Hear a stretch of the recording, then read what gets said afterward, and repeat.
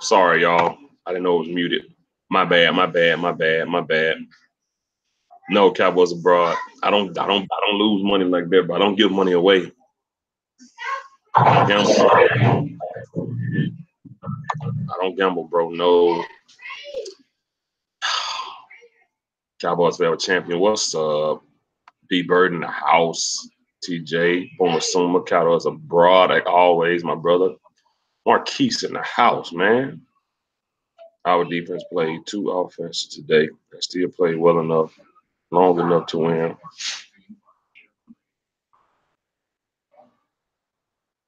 Ran.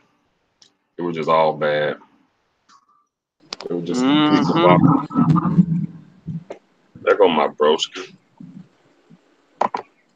It was just all bad, Ran. I'm kind of calmed down now so I can talk some X's and O's with you, Crown J. I was hot on that round table, dude. Righteously so, brother. Righteously so. You got to be. And I still stand. I still stand what I said about Dak Prescott in my video. I just did a Facebook live show on Dallas Cowboys scouting. You can hear what I said over there. It's. I just got done reading my comment section on the video on my channel that I just put up, and I want to say it's split between Dak Prescott and the offensive line, but I'm tired. The Ezekiel Elliott got 127 yards rushing today. How much of that do you want to put on the offensive line? Like when can we man up and say it's Dak Prescott? I had a man up today. I took a big pride pill and I swallowed that today. And I have to admit, my quarterback sucks. Right. It was just so unfortunate. Like it's almost like the overthrow. They just continue to happen. Like, and you know what's so crazy? Real quick, you talk about the overthrows and the underthrows. You look at the protection Dak had. he had time to throw, and it was and it was over. The offensive line gave Zeke 127 yards rushing. He gave time. They gave time for Dak to throw the football, and he was 19 for 34. Guys, you're gonna tell me out of 34 attempts, every attempt was the offensive line's fault? No. Come on. Good point. Come on, guys. Good point. You're not gonna tell me 34 times that the pocket collapsed on him or he was running for his life. You're not gonna tell me that. No. I mean, not cracking 200 yards in 3 games. 2 interceptions. Y'all know how long it took us to get a first down today? Oh, you want to hear what you want to hear these you want to hear the third down conversion for the whole season, including this game? The Dallas Cowboys are 18% on third down, 8 out of 44. 8 out of 44. That's 18.2%. Space Cowboy in the house. You're the one with the numbers. Am I wrong? Or am I right? Is that 18.2%? I didn't look at, just so you know, I did not look at the numbers for the third down conversions. Well, for the game specifically, if that's what we're talking about, the Cowboys had a 23% completion, 23% third down conversion percentage. I don't know about the whole season, so I apologize. I don't know that number right now. 18.2%, brother. All right. We were 23% today. Yes. Oh my God. Seattle was 43%. And you know what blows my mind? Like, when I made my point, I tried not to argue with nobody, and I didn't. I just made my point and let it be there. I said, don't you dare go to talking about, this and look. Seattle offensive play calling was shit too. It was shit. It's just that they didn't miss tackles. Their receivers caught the ball better. Now here's the thing. We got to see Tavon more. That's coaching. You gotta. This dude is fast. Matter of fact, you got to play Tavon and Deontay Thompson way more. You got to play both of them way more. I am too, Roddy. Deontay Thompson is the only receiver beside Beasley that started catching balls towards the end of the game. Y'all help me out. My Cowboys family, what's up, man? Thank you for coming through, man. Y'all help me out. Why the hell we give Allen Hurns $6 million and we not gonna leave him out there and get bulk of it? Like what? Like, what are we doing? What are they doing, y'all? I don't know. And like my Cowboys family said earlier, yeah, that's a systematic thing. But see, today we was look, Sean Lee, Tyron Smith. They'll begin to be a thing of the past. All the old school fans know it hurt to let Tony Romo go. People say they didn't really care about letting Doug Free go, but it kind of bit us in the ass a little bit. I actually like Doug Free. He just got older. It hurt to let Jason Witten go, and I'm sorry. Not my Cowboys family. Football News, you said Bryce Butler might. I think Football News worked over there, y'all, because he be doing a lot of shit that's so off the wall that be right. You said Bryce Butler was going to be inactive. He was. Bryce should have played today. From what we saw, King Marquise, Bryce should have played. I don't know why he was inactive. Football News, you can give your opinion again on why you said Bryce Butler was probably going to be inactive. Oh, he's inactive for the simple fact they just decided he's been off the street for 2.5 weeks. He's not game day ready. Maybe there's a couple of plays in there that they want to utilize him in that he still has to get down. Dak hasn't played with them this whole offseason. So, Dak has to get rhythm back with them again. It just ain't going to be this magical thing. And you got to keep in mind, he only got 15 receptions last year. So the chemistry really isn't even there yet. So, of course, he's going to be inactive this game, Okay. Hey, Space Cowboys 17, you missed the round table. So, before I go to my Cowboys family, because I got a question for them too. But, Space Cowboy, have you got a chance to watch it yet? Yeah, I just watched the replay. I was at work, so I just skimmed through the whole game as fast. Okay. So I saw the whole game and how it went down. What you got, brother? Talk to me, man. Let me know. There's so much to say. So I want to start off on a good note. Zeke Elliott had a monster day today. I don't care what anyone tells me. 16 attempts, 127 rushing yards. He was averaging 8 yards a carry. 8 yards a carry. I cannot stress that. Okay, so Zeke was having a monster game, so I just wanted to say that real quick. Now, as I was watching the game, I noticed, because I know I got to talk about Dak. His 2 interceptions, the issue is this. The first one to Michael Gallup, right? It hit Michael Gallup in the hands, and then, I don't know, it tipped in it. I don't know how to describe it. I apologize. Basically, Earl Thomas came up with it from him not being able to corral the ball, right? Defense makes a stop there. Awesome. Then on Dak's second interception, he throws it in the double coverage. That's bounded up in the air, and it's intercepted, right? So that's why I say stats can't really tell the whole story of a game. And I'm not trying to save Dak Prescott here. Because I wasn't on the round table. I have so much to say. I apologize. But The issue is that when I was watching this game, it was just like they aren't putting him in the position to win, or they're not putting the whole team as a whole in a position to win. Right? When you're running slants the whole time, of course the opponent's defense is going to find that out. When you don't throw a ball for more than 15 yards in the game, of course you're not keeping the defense honest, right? So, there's so much for me to say, and it's kind of hard, and I want to make sure everyone else has a chance to speak, but I guess I'll try to go through it all. Defense did the best it could. I will say this though: when Sean Lee came out of the game, the defense didn't really crumble. I believe.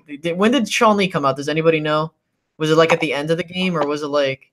I'm not sure. I don't remember. Second quarter. Second quarter. Well, I mean the defense. Well, was it after it was 17-3? Like I don't remember. So I think it was second quarter because he was out and he had like 11 tackles, didn't he? No, He had like he had 6 tackles in the first quarter. Yeah, and then Leighton Vander Esch had. I think he came out like after. I think it was third quarter. Okay, so I mean, the fact is the defense did its job in the third and fourth quarter. You know, only allowing them the 7 points. But I'm not trying to excuse anybody's. So don't get it twisted. What I'm trying to get at, right? The fact of the matter is when I watch this game, right, I'm not pinning this game on just Dak Prescott. I'm not pinning this game on the old. It's everybody's fault that we lost, right? When you come out there on Sunday, right, and when I saw like Dak running around and like the offensive line's not blocking for him, is that an excuse I'm giving him? No, because obviously he has to make those throws. But the fact is I find it hard to believe that any quarterback can make a perfect throw when he's going to get hit. And like I said, and I'm not trying to contradict myself, right? I find it hard to believe that you can make a perfect throw. And I know that not all throws are going to be perfect. What was I going to say? Like, there were throws that Dak made that were good. There were throws that he made that were overthrows, underthrows. The fact is that we were in optimal positions to make this a game. Zeke should not have stepped out of bounds. Dak made the perfect play, to get it to him. That was a fault on Zeke, right? Because he, missed out on that. You look on the 2 drives at the end of the game, they march down the field in 2 minutes, they get a touchdown. Then you have a situation where before that, Zeke makes a horrible mistake of switching his hand towards the inside of the field. I don't think a lot of people took a glimpse of that because I know he was going for the touchdown, but no running back should put the ball where it has a chance of being stripped into the play of the open field. That's like a basic thing because the reason why is that if he was to get it slapped out on his left hand, it might go out of bounds and the likelihood of a turnover is a lot smaller. That's a huge thing that a lot of people didn't pick up on. And if we score on that drive, completely different situation. And I hate us playing catch-up the whole game. We shouldn't be doing that. So when I look at it in totality, Dak wasn't perfect, but was it entirely on him? Absolutely not.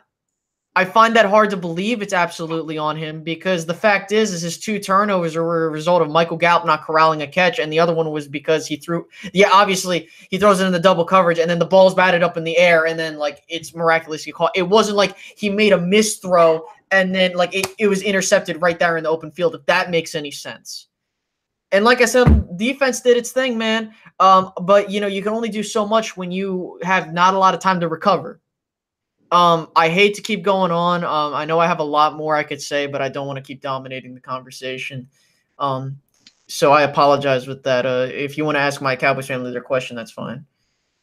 Yeah. So do you plan on watching the all 22, my Cowboys family, or are you just gonna leave it where it's at?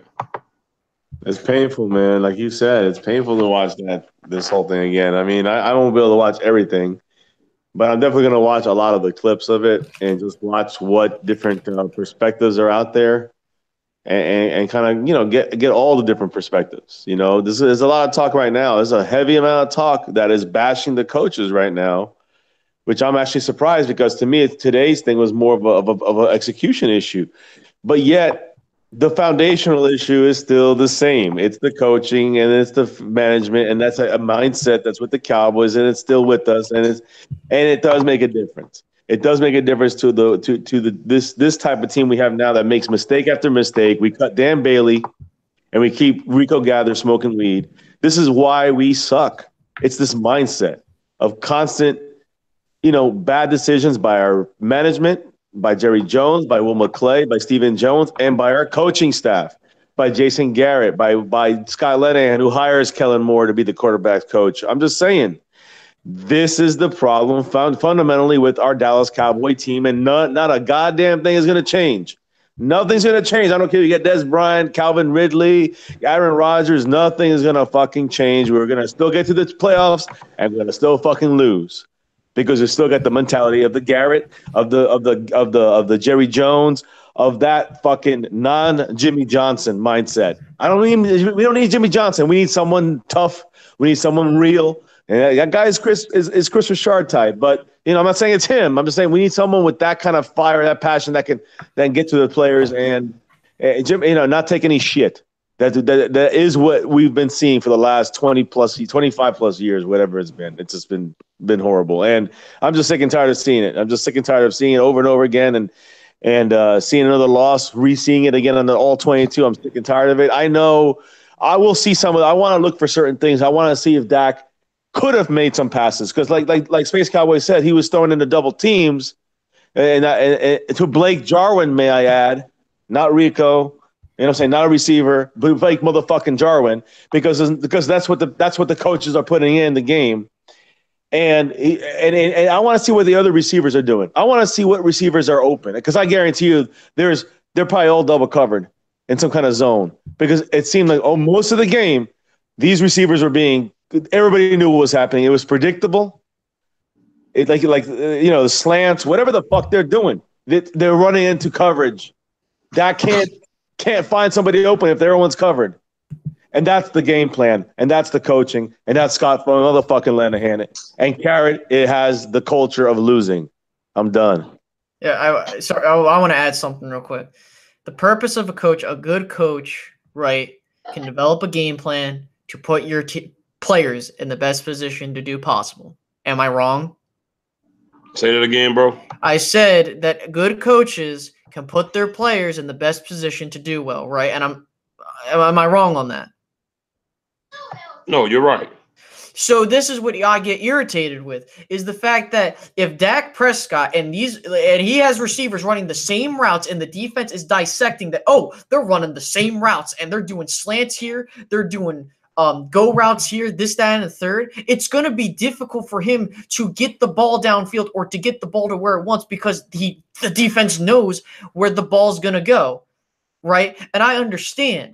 Like I said earlier, Dak needs to understand that and he needs to be able to learn from that. But the problem is he can only learn so much. He can only do so much without,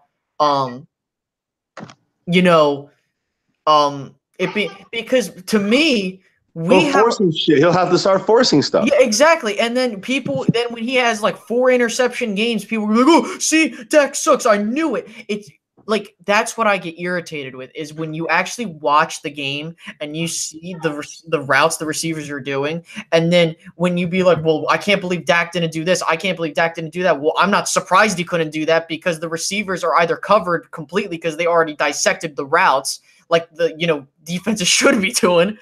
Or, it's just, I don't know what to say. It's just, it really irritates me. The fact that we can't sincerely look down and be like, well, maybe if we actually look at what's being put together, didn't Scott Linehan say, like, we want to make sure Dak's running in the flow of the game, right? Something like that? Yeah. I know we talked about it last night. Yeah, he said that. He said that. How many times did you saw the game? How many times did we run Dak in our running system? How many times did we run Dak? Dak only, yeah. And it's like, that's what I don't understand.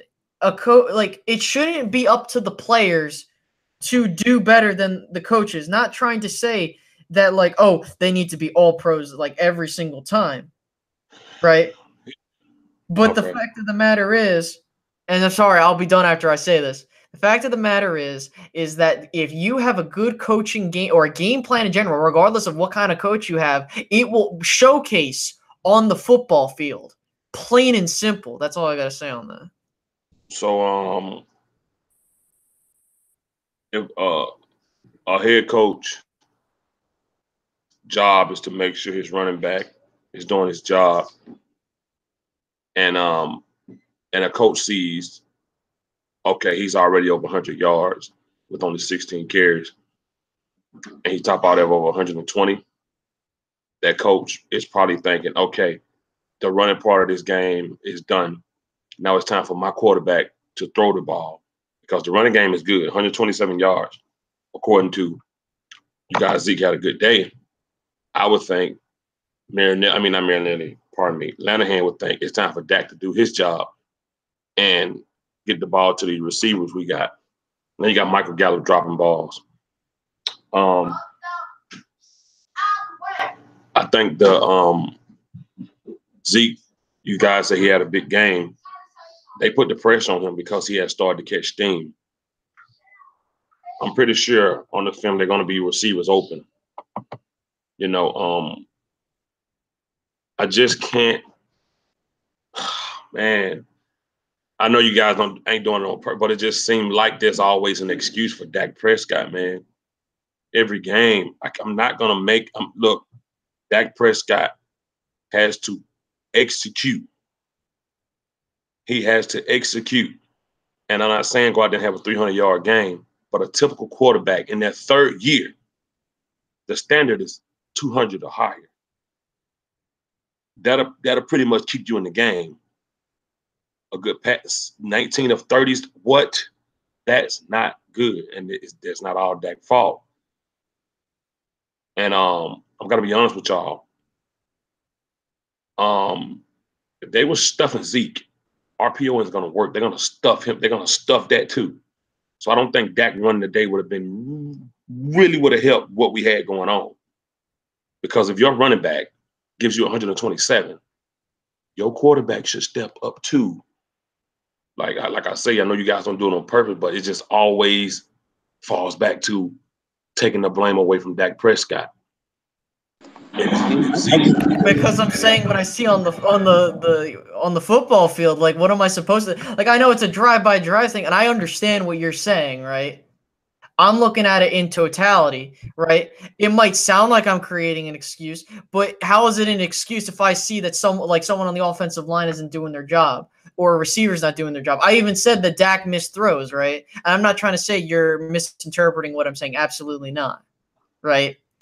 My issue is just that, and it's not you guys. It's just I don't like it when people want to pin the blame on one single focal point, but then they look at other things. They ignore all the other things. If that makes any sense. No, I get what you're saying. And what was your question about the coaches making players better again, real quick? Me? Yeah, you asked DJ a question like you said. I was asking. It's play to the strengths of the player, right? Yeah, no. My whole thing was like it should be the job of the coaches. You know, the job of a coach is to put your players in the best position to do well, right? And the players shouldn't always have to outplay the coaching scheme, if that makes any sense. No, you're absolutely right. But how do we know or don't know if Scott Linehan's doing that? Because the read option for Dak to run, that's solely Dak's decision. He puts the ball in Zeke's lap, and then he makes the decision of keeping it or handling it off. Okay? So, number one, the RPO, that's solely up to Dak. That has nothing to do with Scott Linehan, right? No, that's incorrect. That's incorrect. Not all the time. Because some RPOs are RPO, ski like formation and looks and run, but are already planned runs. Some of them are planned already. You can tell by the way the offensive line blocks. So if it's a planned run, then it's not an RPO then. Well, no, but it's in an RPO formation, and it's even run like an RPO. But the whole team knows it's going to be a pass, let's say, or the whole team knows that Dak's going to keep it, or the whole team knows that Zeke's – now, there are some times where Dak does change it up depending on what the defense does, and then he makes a decision. But it's either this or that. It's not like not like – a lot of those times you can't make a decision because you don't know if that end's going to crash or not. Right. No, exactly. And a lot of those, but you saw today, look at today is a great example. For 3 quarters, Dak never even looked to run. Even when they crashed, it didn't crash. Because the game plan was Dak throws the ball no matter what. And that's my point is that I don't mind him throwing the ball, but I mind him not getting an option to run. And by giving the option to run, even a little bit, changes the game on the defensive side. They got to start watching that a little bit more. And that changes things, even little things. And that's coaching. I don't know. I seen, if you go back, I know we all are, but maybe I'm wrong on this one. But I seen plays in the first, second quarter with Dak when Dak was reading that in. Do I keep it or do I give it to Zeke? He was doing that the first and second quarter. I saw him do it in the I think it was the third or fourth where he did it once and he kept it because the guy didn't even he did break down on Zeke, but they had another safety or linebacker come up and Dak was able to get a good chunk of yards, but there was a holding call. I'm not saying that he wouldn't have gotten, maybe he wouldn't have gotten no yards, but my point is that it was just never used enough. Whether it worked or not is not even the point because it usually does work. It just wasn't used enough. And even if he doesn't get it, I'm not saying to risk your quarterback, but I'm saying be smart about it. Dak is smart about that, and I just think we didn't use it enough. After being successful last week, we reverted back to this predictable, conservative, overly conservative, Linehan-friendly offense. I don't know. And I just don't – I agree. The players have to listen. The players have to catch the ball, and Dak has to throw the ball. That's what. Oh, you're absolutely right. You're absolutely. I mean, but what is the offense average? About 60 plays, 3 games. That's 180 plays in three weeks, right? An average. And you're going to tell me out of 180 plays, only one play is for 20 yards or more out of 180. And then right. Dak Prescott, let's talk about today.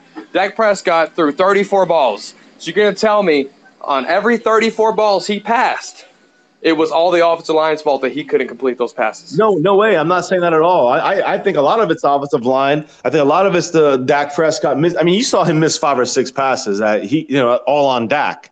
Whether the play call is right or wrong, I don't give a damn. I'm not blaming play call on that. But I'm blaming on getting certain pieces not out there on the play, on the coaching that, like having Blake Jarwin in there instead of Rico or having Blake in there instead of a receiver.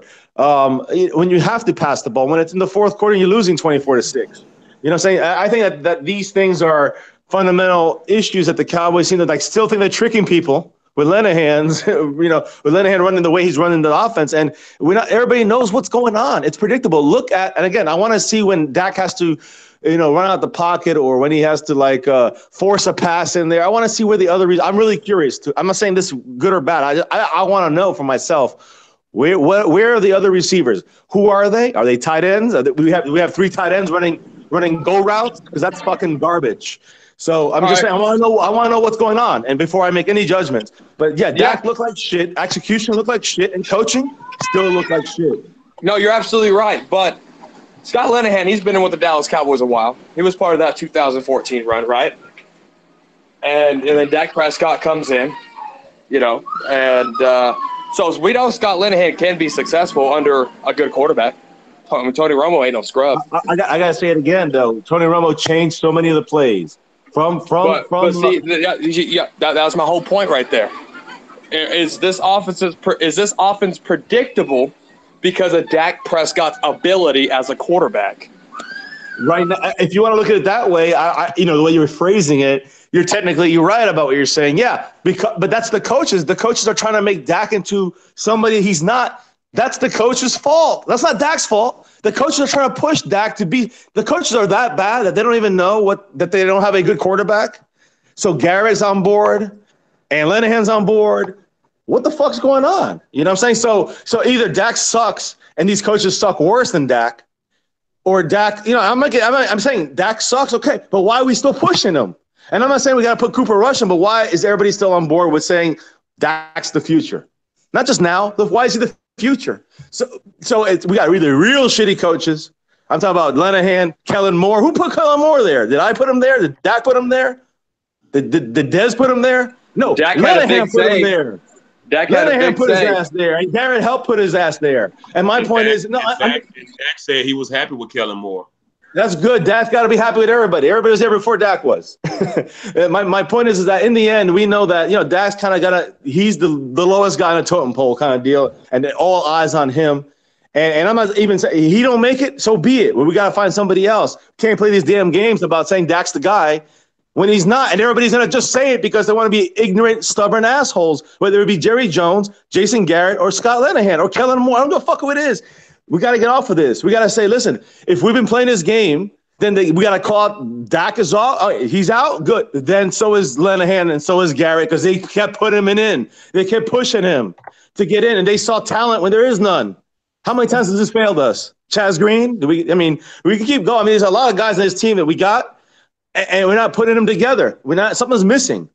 And it is the glue from the fucking coaches. And I don't see enough to change my mind on this. Just one game is not going to make me say, oh, yeah, well, it's all on Dak. Or it's not. It's on the team, and that includes the coaches and the players and execution and the coaches again.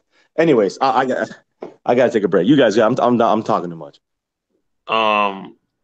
So, is it okay? Lee was saying it's predictability of our offensive schemes and all that. We'll just go like 24-13. Well, somebody help me out when we talk about predictability. But don't we got one of their former coaches? If anybody should have predicted an offense, shouldn't have been our coach and our defense. So why the hell was Russell Wilson still able to put up 24 points under a predictable, and our defense is better than theirs? So you mean to tell me the only way that they could learn predictability is by watching film and knowing what Linehan does versus us actually having their Super Bowl winning defensive coach, and they still managed to put points? See, this is what I mean about execution. Russell Wilson found a way. He found a way. He found receivers. Russell Wilson, prime example. That pass Cheeto, a man's caught on Cheeto. Dak couldn't have completed that pass. And of course, Russell Wilson is better than Dak. But this is what I'm saying when you try to take the blame off of Dak. Those are passes like that you got to try. But when Dak see those type of passes, he don't do it. He'll just stand there and bounce his feet, or he'll throw it out of bounds, or he'll run and try to get sacked. Russell Wilson knew he needed a moment. He knew he needed a big play, and he threw one. Right on Cheeto. Probably one of the best shutdown corners in the past 3 games. And Russell Wilson threw it, and he completed the pass. So that's what I'm saying. So we talking about predictable offensive shit. We got one of their damn coaches. That wasn't good enough for us to stop Russell Wilson. Or that wasn't good enough for Russell. Russell Wilson still did what he did. Their O-line wasn't good. Our defense just wasn't getting back there. Russell Wilson was moving. He was throwing. He was running. DJ, I want to say one thing real quick. Just a little thing here. Just a little tidbit of why I say coaching is part of this. You see the difference in coaching. Cowboys defensive coordinator Rod Marinelli said that the Seattle Seahawks neutralized defensive end DeMarcus Lawrence by keeping an extra tight end in against him, and the Seahawks chipped him a lot. So the point I'm trying to say, that little tidbit of information tells me that the Seahawks actually make adjustments. They actually care about which team they're playing and how they're gonna. They don't stay stubborn. They adjust, and they adjusted by saying, you know what, we can't let Tank destroy us. And where is Tank? He got half a sack. Then not that much pressure. My point is that they adjust. Our coaches don't adjust. Tell me when they adjust. Well, first of all, let me put this out there because I think that there's like this whole thing going around that Dak Prescott just was running for his life the whole night. That's not true. That is not true. Our offensive line wasn't great, but they did okay. Yeah, he got sacked a couple of times because they brought the blitz a lot. Dak Prescott was not running for his life for 4 quarters. Dak Prescott had enough time to make plays happen. He just wasn't accurate. I didn't see one thing that made me say this is why Atlanta. I didn't see one thing that made me want to blame Linehan. Like, what could I say? You got your star running back dropping balls. You got Dak missing open receiver. He missed a receipt. He missed a 6-for-8 tight end in the end zone last week. Like, I get it, bro. You said it's 90-10. I'm not arguing with you or nothing. It's just so crazy to me that the things that Dak is doing, people will find a way to blame it on somebody else. I said Dak overthrown. Oh, Dak had pressure all night. Oh, Dak was running for his life. I agree. I agree, man. Dak had a bad game, and again, if at the end of the season things don't change, he might not be here anymore. He might not. He might not. And my thing is, I told y'all, like, I had us scoring 27 against the Panthers. I had us scoring 31. That was faith in our quarterback and our team. If not, I would have said we was going to lose. But I had us scoring big points. And you said it was going to be a low-scoring game. Hell, you said it the last 3 weeks that we're going to be low-scoring games. And, you know, I just felt like we was going to really come out and, I mean, we talked about it. We said, you know, like I said last night, I said it really didn't matter that Earl Thomas didn't show up to practice. He don't fucking need it. It's Earl Thomas. He don't need it. Earl Thomas, he bowed to the Cowboys because they basically said, no, you're not worth our first-round pick. And Earl Thomas said, okay, I'm going to show y'all. And he showed them. He showed them. And that interception, Michael Gallup, and you know, I said, I don't know if anybody saw it, but on y'all live stream earlier, I typed, I said, it's a damn shame that a lot of Dak Prescott interceptions come from guys dropping the ball. Like last year. I give you that. Blake, Dalton Schultz, Blake Jarwin, whichever one it was. I know it was Michael Gallup the first time. Whichever one of them tight, this wise, we don't have a fucking tight end. We don't, Rico, I don't know. They playing when they want to. That's coaching. But see, I'm also speak towards the plays that could count. Zeke cost us a touchdown. Honestly, he should have called that. And then what I won't debate with you on, why was he out there anyway? Why was he running that anyway? But then I can also say, if you're there, make a play. You make a lot of damn money. People argue that you're better than Le'Veon Bell. Le'Veon Bell would have took that to the house. He wouldn't have stepped out of bounds. And yeah, righteously, he does it more. But see, we saw a lot of videos of you at training camp doing that. We saw a lot of it. And this is why I said, when people tell me I was negative, that I don't care about that because he's not playing against nobody that's trying to take his head off. He was going against his teammates. Well, nobody trying to take his head off. So Zeke stepped, and he did it towards the end of the game. He caught the ball out of bounds. You know, it's just what Dak did today. It can't continue. Do I still want Lanahan gone? Yes, because I still think he's not a good coach. I want Gary gone? Yes. He's not a good damn coach. He's just not. I don't care. Do I think RPO would have worked today with Dak? Nope. Seattle wasn't going for it. I just watched Bobby Wagner say they was ready for everything. They've been studying for Zeke, RPO. He said they was ready for all of it. He said they was ready for everything. He said their first thing was to stop Zeke. And he basically said what Landon Collins said, but Seattle just did a better job at it. You know, I don't know. Yeah, Marquise, we don't get our shit together, we're gonna be blown out by Detroit. You know, who knows? Who knows, man? But what I can honestly say, and so anybody else can pick it up after this, I still don't feel like throwing to your receivers in the offseason at the Ford Center or wherever they was at throwing, that don't mean jack shit. That don't mean nothing. I can't blame 100% development of Dak on the coaches. He got to get out there and get better his damn self. Just throwing to him ain't nothing in the open field. So all them videos of him working out this past offseason with Beasley and Lance Lenore and Alan Hearns and Switz when he was still, I didn't give a damn. That didn't mean nothing.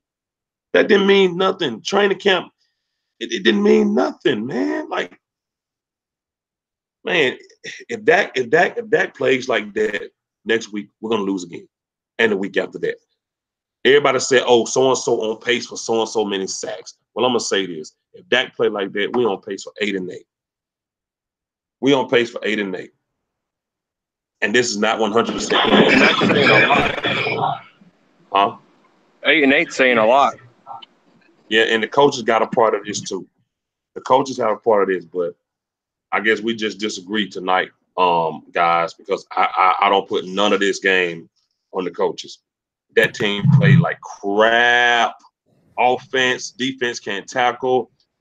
Russell Wilson still finding ways to make plays, still throwing the ball, still getting it to receivers, even with guys on them. Byron Jones is playing elite.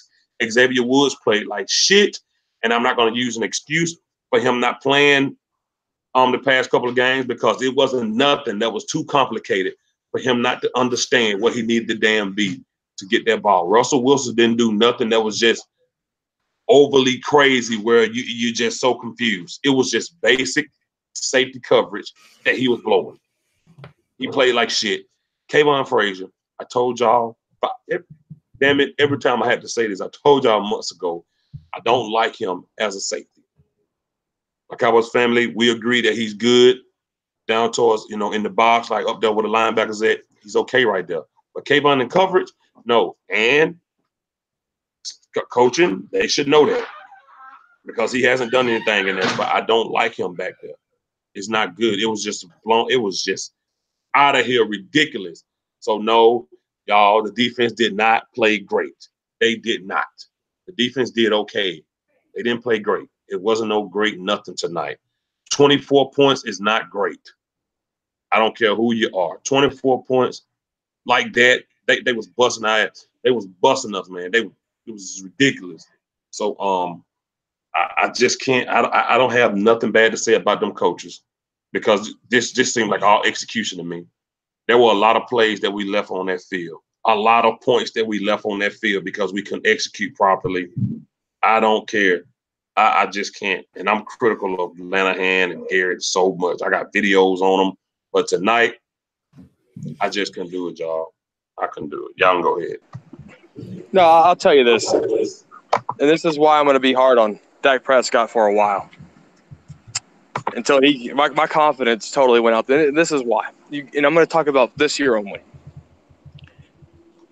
Back week 1, I said Dak got to play better.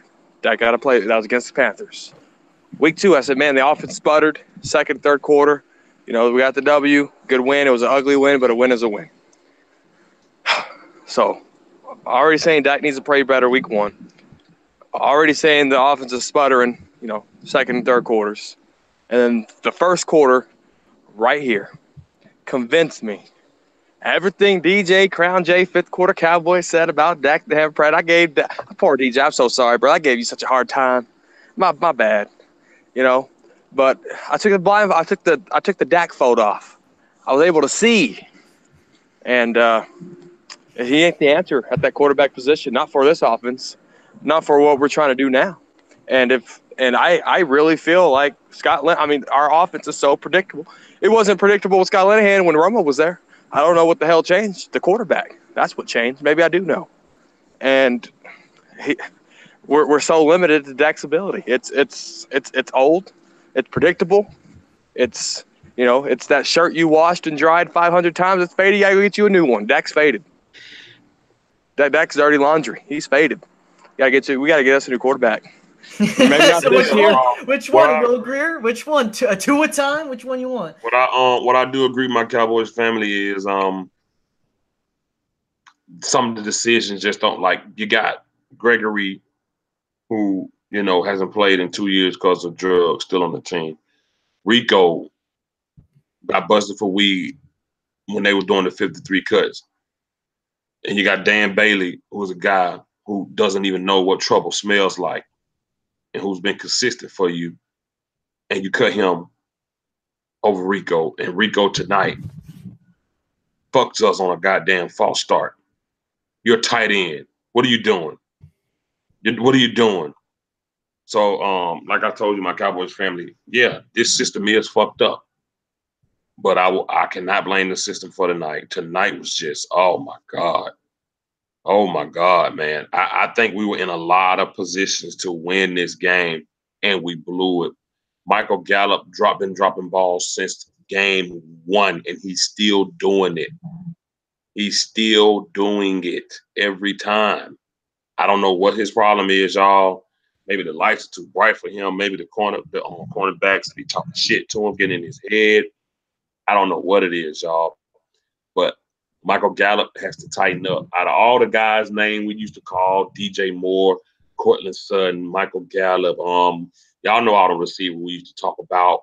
Calvin Ridley. Y'all know Calvin Ridley had like 3 touchdowns today. I mean, he's a third rounder, but you know, out of all the guys' name we called, he seemed to be the most lackluster one. In preseason, yeah, he had a big touchdown, but it wasn't against the first string cornerback. So I don't know if Michael Gallup is kind of ready for this yet. And I tell you what, this right here shows you that 88 wasn't the problem. So I agree with you on that, my Cowboys family. It is deeper when it comes to that. But as of today, I don't know, man. I don't know. I don't know. No, Rico gathers daily highlights here. I'm not saying Rico gathers took Dan Bailey's job. I'm just saying the evaluation of the players, how the Cowboys, you know, evaluate players for the 53-man cut is a little fucking awkward and backwards. You know, they did Lucky Whitehead wrong. He was found not guilty, but T. Will and Rico and Randy Gregory are still there. That's what I'm saying. You know, even when Lucky Whitehead got his name cleared, the Cowboys stood on it, still let him go. And you could say they probably gonna let him go anyway, but that's not the point. The point is what I'm saying is that we got guys that was clearly caught in the act or clearly found guilty of certain things, or no, we got video footage of police reports of them doing actual things and they still here, and Lucky Whitehead didn't get a fair shake. So that's what I'm saying. I'm just agreeing with my Cowboys family when he talk about this system is all fucked up. So yeah, I agree with that. But today we had a chance to win.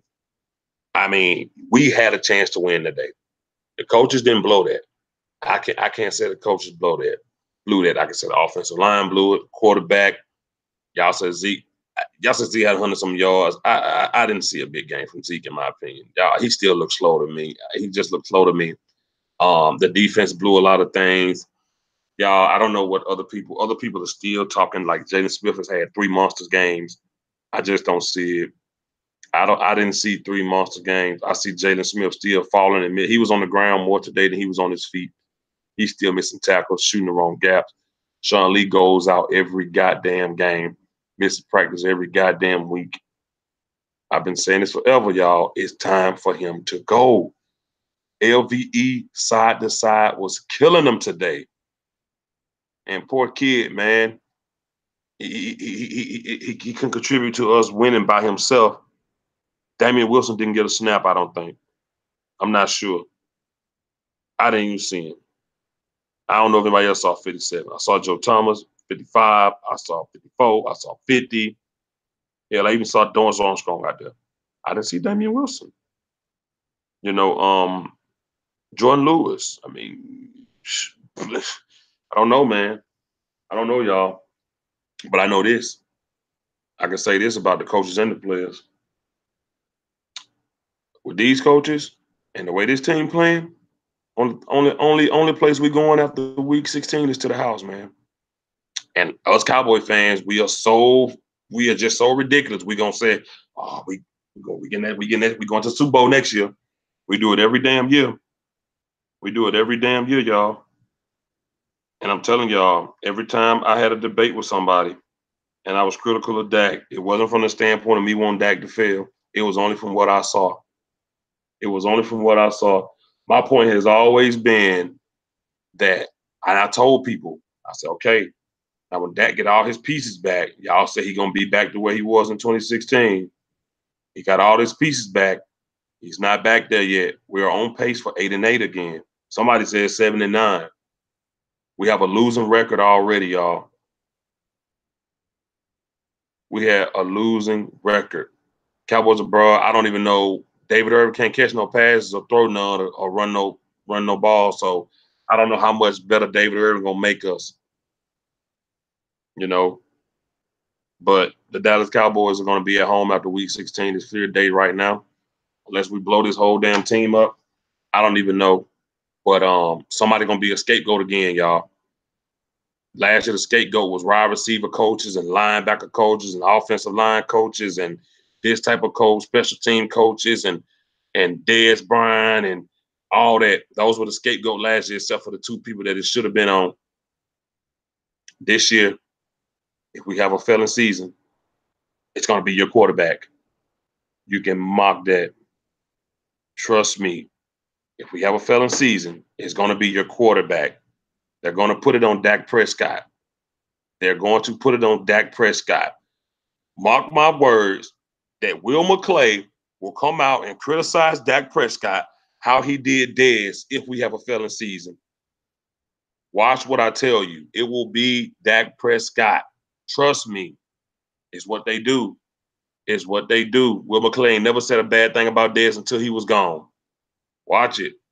We have another bad season, 8-8, 7-9. Dak will be gone. Will McClay will say bad things about Dak. Garrett will not be gone. He will not be gone. Garrett ain't going nowhere. Lanahan may be gone too, but he will not leave by himself. It'll be Lanahan, Dak Prescott, and Kellen Moore. I'm telling you. Alan Hearns will be gone. I think he's going to be gone anyway. Just watch it, y'all. Watch it. I mean, hey, y'all can take over. That's all I got for right now. So, yeah, which quarterback should we tank for then? Should we go Tua time? Should we go Will Grier, Drew Lock? Who else is coming out? Because let's be honest here. Even if we go 5-11 and Dak sucks, I don't feel confident in this coaching staff to develop a quarterback. I agree. I do not care. So this is my whole thing, right? Is that if we're going to sit here and we're going to be like, okay, Dak's obviously not the answer. I'm more worried about, so do we spend a top pick in the draft for a guy and then we're like, well, crap, we just wasted the number one pick on a guy that we can't develop. You know what I mean? And like, for me, it's just ridiculous how, it's just like, fine, if we want to tank for a quarterback, then I honestly don't care. If you want this team to lose just so that they can get another quarterback. No, I'm not saying you're saying that. I'm definitely not saying. No, I'm just saying anybody that's saying they need to find them another fucking team. Because I don't want this team to tank shit for no better round pick. Fuck that. Yeah. And that's my thing, man. If we naturally go through this whole progression and we end up at another 8-8, depending on how we get at that 8-8, I do not seriously. If you think that this coaching staff if you think the coaching staff can't develop Dak Prescott, what makes you think they're going to develop another quarterback? Like, seriously. So here's the thing. I feel like if this season goes bad and we get rid of Dak, I think Lanahan is gone too. So we might have an opportunity to bring in a new offensive coordinator. That's my problem is that this is how I look at it. It's like the job and I even said, I'll give Kellen more chance, but you know what? I don't think he's doing his thing because guess what? The thing is that you never see a quarterback go straight from his playing career being over to a position coach. That's true. I've never seen that, right? That's true. You look at Mark, and I don't want to bring this up in 2016. You had Romo, you had Mark Sanchez. And you know what Dak Prescott said about Mark Sanchez? He learned a lot of what he did from him. And I know that sounds stupid, but just listen, you might need a veteran quarterback to come in and be like, Dak, this is what you got to do, man. Like, it's not the fact of a QB. I mean, that obviously is that too. The fact is that I don't trust this coaching staff to develop. So if we're going to get rid of the quarterback and we're getting rid of the offensive coordinator, to me, it's like, I don't see it. If like, let's say they say it's like Dak's fault that we go 6-10 and they get him out of here because they can if they want to. And they bring in a quarterback like a Will Grier, like a Tua time. I don't care if he's not eligible yet. I honestly don't care, but you get what I'm trying to get at. I still don't have faith if they're going to develop a new guy that comes in here. So I don't care what anyone says. If I see someone coming into my section being like, well, we need to tank because our quarterback sucks and we need a new quarterback, then what kind of fan are you trying to tank for a better draft pick just so we can get a better player? That's the scummiest form of fandom I've ever seen. I don't care if it offends anybody. Okay, if I end up seeing someone saying we need to tank just so we can get a better draft pick, number one, that's scummy on you, and number two, what kind of faith do you have in this coaching staff to develop a player of a franchise quarterback of that magnitude? You want to bring up Romo doing so well in Scott Linehan's system? Scott Linehan came in here when Romo was already established, with Sean Payton teaching him when he was on the bench, with Jason Garrett and this, that, and the third, right? So I find it hard to believe that, Romo did succeed because of that system, right? But the fact is Romo was already an established quarterback. So I'm done with that. I don't want to keep going on. I just find it ridiculous. It's not ridiculous, Space Cowboy 17. It's stats speak for itself. And this year, Dak Prescott's stats, they're not very good. But I listened to a 30-minute show a couple of weeks ago, about maybe a week and a half ago, on my Cowboys Family's channel, and it was with Ari Timpton. He's a radio host for Phantom, and he does player interviews. I mean, he's a big-time guy. And there was one thing that he said that stuck out to me was, if the Dallas Cowboys don't go to the playoffs, he feels that Jason Garrett is fired. I doubt that. And, I mean, this guy right here, I mean, he's a big-time host. And, man, I don't know. I don't want the Cowboys to tank the season, but if we keep playing at this rate and this offense doesn't find any momentum, which momentum is a big thing in football, and right now Dallas Cowboys have no momentum. Even in that Giants game, they didn't. We just played a sorry team, and I don't know. I don't know what's going to happen. Then what do we do? I mean, you said it yourself that you lost confidence in Dak. So what do we do? Do we trade for someone and start it in his place? Do we start one of the guys behind him? Tell me, what do you think we should do? I think you should bench Dak. Okay.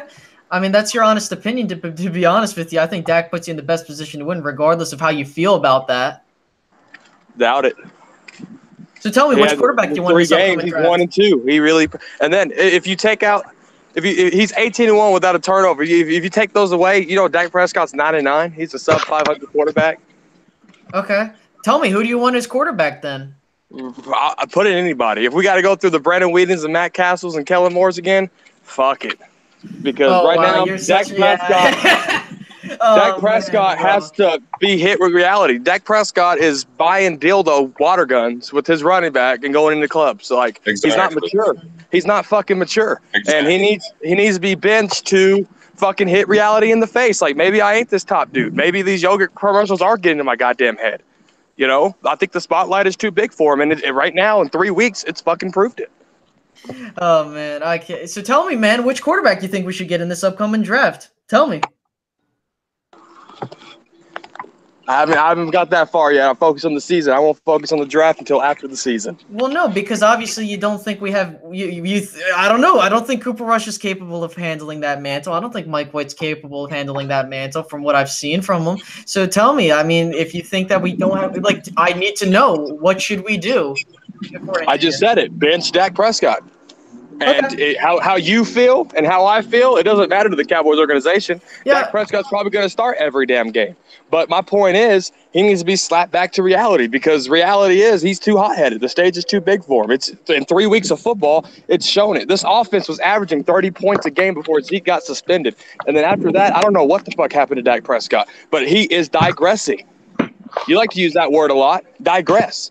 Is he not digressing from what you've seen after that Chiefs game? Chiefs game? Yeah, last year. From the Chiefs. I'm talking about from since the Chiefs games last year. Has he not digressed in stats and football ability of anything? You're going to tell me he's improved since that Chiefs game last year? No, he's digressed. Okay, he needs to be. I'm trying to ask you. I understand that. You're saying that the best option is for us to bench him. I get what you're saying. What I'm trying to say is that if we bench him, right, and that's our only alternative, and we end up losing the next 3 games. I don't freaking know. I'm not an expert on this. I say take my, all I'm asking you is, what is your legitimate thought process of what should we do other than bench him? Because if you think Cooper Rush is the best option, fine, that's what you think. I'm just asking you, do you trade for someone? Do you go with someone that's on the roster? That's what I want to know. It's hard to Cowboys traded a 5th-round pick for Matt Castle. Obviously, that didn't pan out, right? But first, before they did that, they went through their bench and they said, okay, let's try this guy. Brandon Weedy was a starter, didn't work. Then they put in Matt Castle, didn't work. Then eventually they put in Kellen Moore. So obviously, there's 32 teams in the National Football League, and there's not 32 caliber starting quarterbacks. I mean, can we all agree on that? There's not 32 stud quarterbacks in this league. So obviously, you're not going to go trade for one. What I'm saying is you bench Dak Prescott for a damn game and sit his ass on that bench and let him watch a football game and let him think and let him go over defenses on the damn tablets that quarterbacks go over with. Let him sit with Scott Linehan and say, okay, what did you want me to do here if I was in this game? He needs to sit and really think about what the hell he's doing because obviously this in 3 games, he's not doing enough. Mm-hmm. All right, so I guess at this point we should just tank the season and go after a quarterback then, since I guess we can't have faith in Dak Prescott then. See, this is what I don't like. I don't like when people be sarcastic because somebody give their opinion. Like, ain't nobody said nothing about tanking no season. I know I'm just joking around, like, bro. If I'm not trying to be a. Listen, man, I get what he's saying. I completely understand. It's whatever. Like I said, he's entitled to his opinion. I have, when people say what they got to say, I have my ways going about it. But, it's whatever for me. Like I've seen Lance Lenore drop balls and people say cut him. I've seen T. Will drop balls and people say cut him. But as soon as we say cut Dak Prescott, oh my God, or bench Dak Prescott, oh my God. In these past 3 games, just because people are like, oh, who you gonna put in there? Shit. How bad is Cooper Rush gonna be? How worse is he gonna be with Dak Prescott? How worse is he gonna be than Dak Prescott? How worse? I don't know. Like I said, I don't know. And like I just said, I don't know any better than any of us know. Okay. Like, I'm not saying play Cooper Rush. No, listen. If I lose, I'd rather lose with Dak. Yeah, I got what you mean. I'm being 100% serious right now. Just because I'm being sarcastic with you doesn't mean this is my legitimate opinion. Just because he said that doesn't mean I'm offended with his opinion. No, listen, he's entitled to his opinion. I'm being 100% honest with you. If you believe that we need to bench Dak, okay, then if that's what the coaching staff deems that we need to do, fine, then that's what we got to do. That's my honest to God opinion. Like, if that's what this coaching staff thinks is the best way for us to put a winning football team on the field, fine. Like, I mean, if that's what you think, that's fine. I'm not saying that, just because you hold that opinion, you're immediately wrong, because obviously I'm not right on everything. We're not all right on everything. And I'm not trying to, insinuate that, you know what I mean? Again, we all want the Cowboys to win, and I'm not, and I don't want to be in a situation where I'm not going to sit here and argue. And I hate to do that because it's just, we're all family, man. We're all fans of the Cowboys. We're just talking football. Yeah, nobody's arguing. Yeah. Nobody's arguing, man. I just want everybody's perspective on Dak Prescott because I haven't challenged anyone. I'm just hearing everybody's perspective. I'm giving mine, and mine is that this game was on the offense. I cannot look at the coaches. We for sure don't know how many times Dak had the option to do RPO or not. We don't know if Linehan told Dak, hey, no, this is 100% run. We don't know that. Maybe Dak had the option to pull the ball out and didn't do it. We don't know. We are crazy people at home just guessing. We are guessing. It damn sure looked like down that stretch when we finally start completing passes that Dak had the free will to do what he want to do. So why he couldn't do the RPO early in the game? We can't pick and choose when we think Linehan is making Dak do stuff versus when we think Dak is doing it on his own, because we don't know. So we can't pick and choose and be like, oh no, Dak had to do that. And then on the other hand, you see, that's Dak calling the plays himself. We can't pick and choose. We try to pick and choose about that so we can make us seem more right. That's a good point. You make a good point, but I will say there are sometimes you can see by the body language of the offensive line or of the quarterback, you can tell what the plays are designed for. Now, also, I will say this again. It's very mechanical when it comes to Dak, and it was like this. This is the thing. Remember, I told you this. This was my opinion at the beginning of the season. We have to see him get better, an evolution of Dak. We're not seeing that. We're seeing a regression. And again, that's partially Dak. That's partially coaching. Obviously, coaching has a lot to do with that. But my issue is that, they still have Dak running a mechanical kind of robotic kind of system. I agree. If this guy goes here, then Dak is going to do this. And I know this by watching it. I know what they're setting him up for. And they're not letting Dak just, when he was doing his own little freewheeling kind of thing, we got a touchdown. We almost got a second touchdown and a Zeke fumble. It was Lenahan still calling the plays, and it was still skeletally speaking Lenahan. But we were on a quick huddle. We were on a no huddle. That's the fluid motion of the game we need Dak at. You want to play to the strengths? The coach has got to play to the strengths, and that includes Dak. We're playing at Dak's weaknesses, trying to force him to stay as a pocket passer. He's obviously not that. Okay. So let me ask you this, my Cowboys family. Can Connor Williams, Joe Looney, and Lyle Collins handle the back-to-back no huddles? Another good question. I'd hope they have to train for that. And I'm not saying it would be constant throughout the game, but you have to have that. I think you have to run that a little bit more often, especially when you see the Seahawks are like, the Seahawks were definitely like a little winded. They were a little bit out of it. You got to take advantage of that. I only saw that when we were at the end of the game. We didn't do that in the second quarter. We didn't do that at the end of the first. We did that in the beginning of the fourth. When now we got to run, and now it's predictable. And I know they're in prevent. I know that it's easier for us to succeed, but why don't we try to do that early in the game and keep them on their toes instead of playing to their strengths and against our strengths?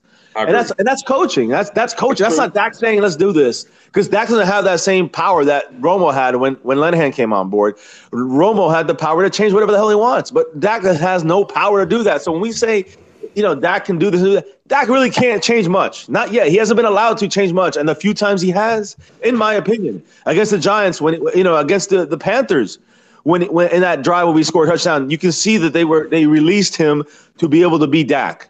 And that's what I want to see more of. And it was disappointing is to go from the Carolina game at that one drive, and then we saw more of that, that Dak style that plays to his strengths. We saw that in the Giants game. We won. We were winning 20-3. Should have been 24-3, but we were winning 20-3 in that game. That was pretty much the game.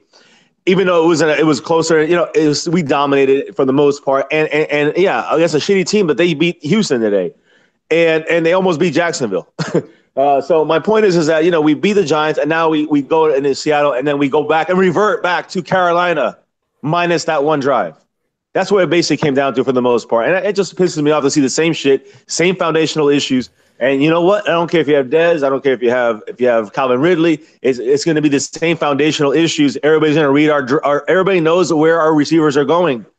It doesn't matter who you have back there. You have to force throws and throw picks and again knock up in the air to Blake Jarwin, a tight end, or to Michael Gallup, who's a rookie. And these guys got to make the catches. But you look at the targets you're giving them. And someone like Blake Jarwin, I'd rather have Tavon Austin anytime other than Blake Jarwin in there.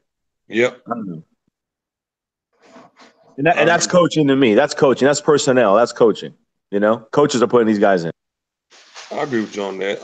Working Class Cowboy, what's going on, man? What you got to say? Hey, what's going on, guys? I just been laying back, kind of listening to y'all talk, man. And look, I understand everybody's pissed off, man. I'm definitely pissed off. But look, I ain't saying this because I'm like, hey, I told you so or any of that. But I've been screaming that Dak ain't the answer, man. I've been saying it. And I know we talk about stats, and look, his stats are fucking horrible. Like DCFN said, man. And look, this all falls on coaching.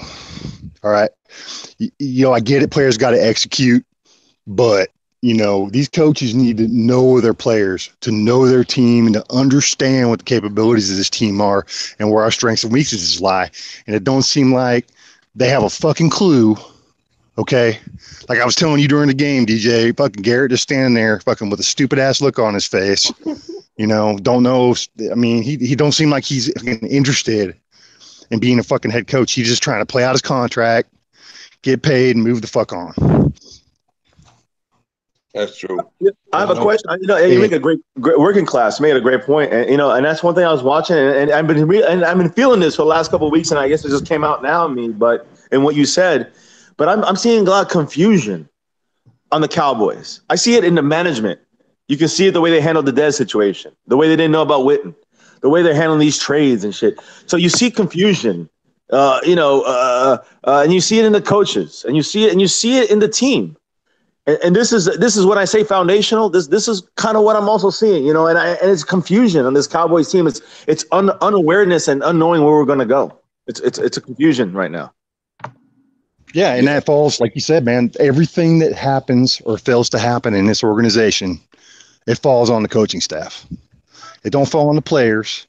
Yes, they need to execute. Yes, they need to do their job. But I don't understand, and I think you guys brought this up earlier. I didn't catch the entire conversation you guys have been having the night. I came on late. But I don't understand, and it seems like they're not interested in letting go of players who fuck up or make mistakes on or off the field. It seems like, and I don't know if it's Jerry being a sentimental old fucking codger and just can't let go of players because he wants to try to help all these young men, and I get that. But why is this team all of a sudden like the fucking NFL's reclamation project?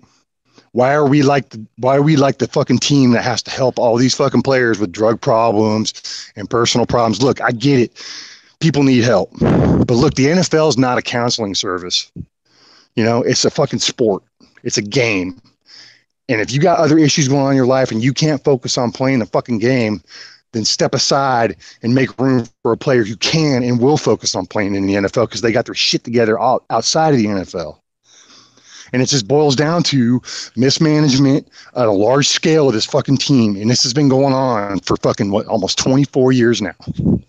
Okay? And enough is enough of this shit. Enough is enough. I've sat back and I ain't going to sit back no more and not be vocal and not speak my mind. You know what I mean? Dak ain't the answer, guys. Look, he's a great kid, I'm sure. He's got a great story. He's a good athlete. He's got some talent. But I just don't think, even with good coaching and a good fucking O-line, which he had in front of him last year, like DCF Benson after the fucking Kansas City game, it just seemed to go downhill from there. It seemed to digress, to use that word that everybody seems to love. He's gone on a downward spiral since that fucking point. And he had a good offensive line in front of him, guys. So what was the problem last year? The kid. I'm sorry. It's Dak ain't the answer, but you also said this is coaching, and you made a good point because my Cowboys family, he made the good point too by saying you got to play to your player's ability. And those are really good points, and I won't dispute them. Those are really good points made by both of y'all. Y'all basically said the same thing, and I agree with that. You do. My Cowboys family say, like, if Dak is not this type of player, don't try to make him into that. But it just boils down to they don't know the temperature of their own fucking team. They're all too proud to change, to admit, hey, what I'm doing ain't working. And that's adjustment. And that's bad coaching. It's bad fucking coaching. That's what I saw today. We should have won this game. That is a shitty Seattle team. They are not that good. Yep. Okay? They are not. I don't care how much they beat us by today. They are not a good team. They got good players on that team, and they do have some talent. And Russell Wilson, I wish we had Russell Wilson on this fucking team. The whole time I was watching that game today, I was thinking, fuck, I wish I had him as a quarterback. If we had Russell Wilson, we can survive with the receivers we have. Yes, because he can make shit happen. Russell Wilson understands defenses and how to break them down. He's smart enough, and maybe it's just that Dak doesn't have the mental capacity to do it. But here's the thing I will say, though. Even, what I'm saying, Wilson would create stuff because he's a veteran guy. He's had this, he's been in the Super Bowl, he's been a Pro Bowl. You know what I'm saying? He's been there.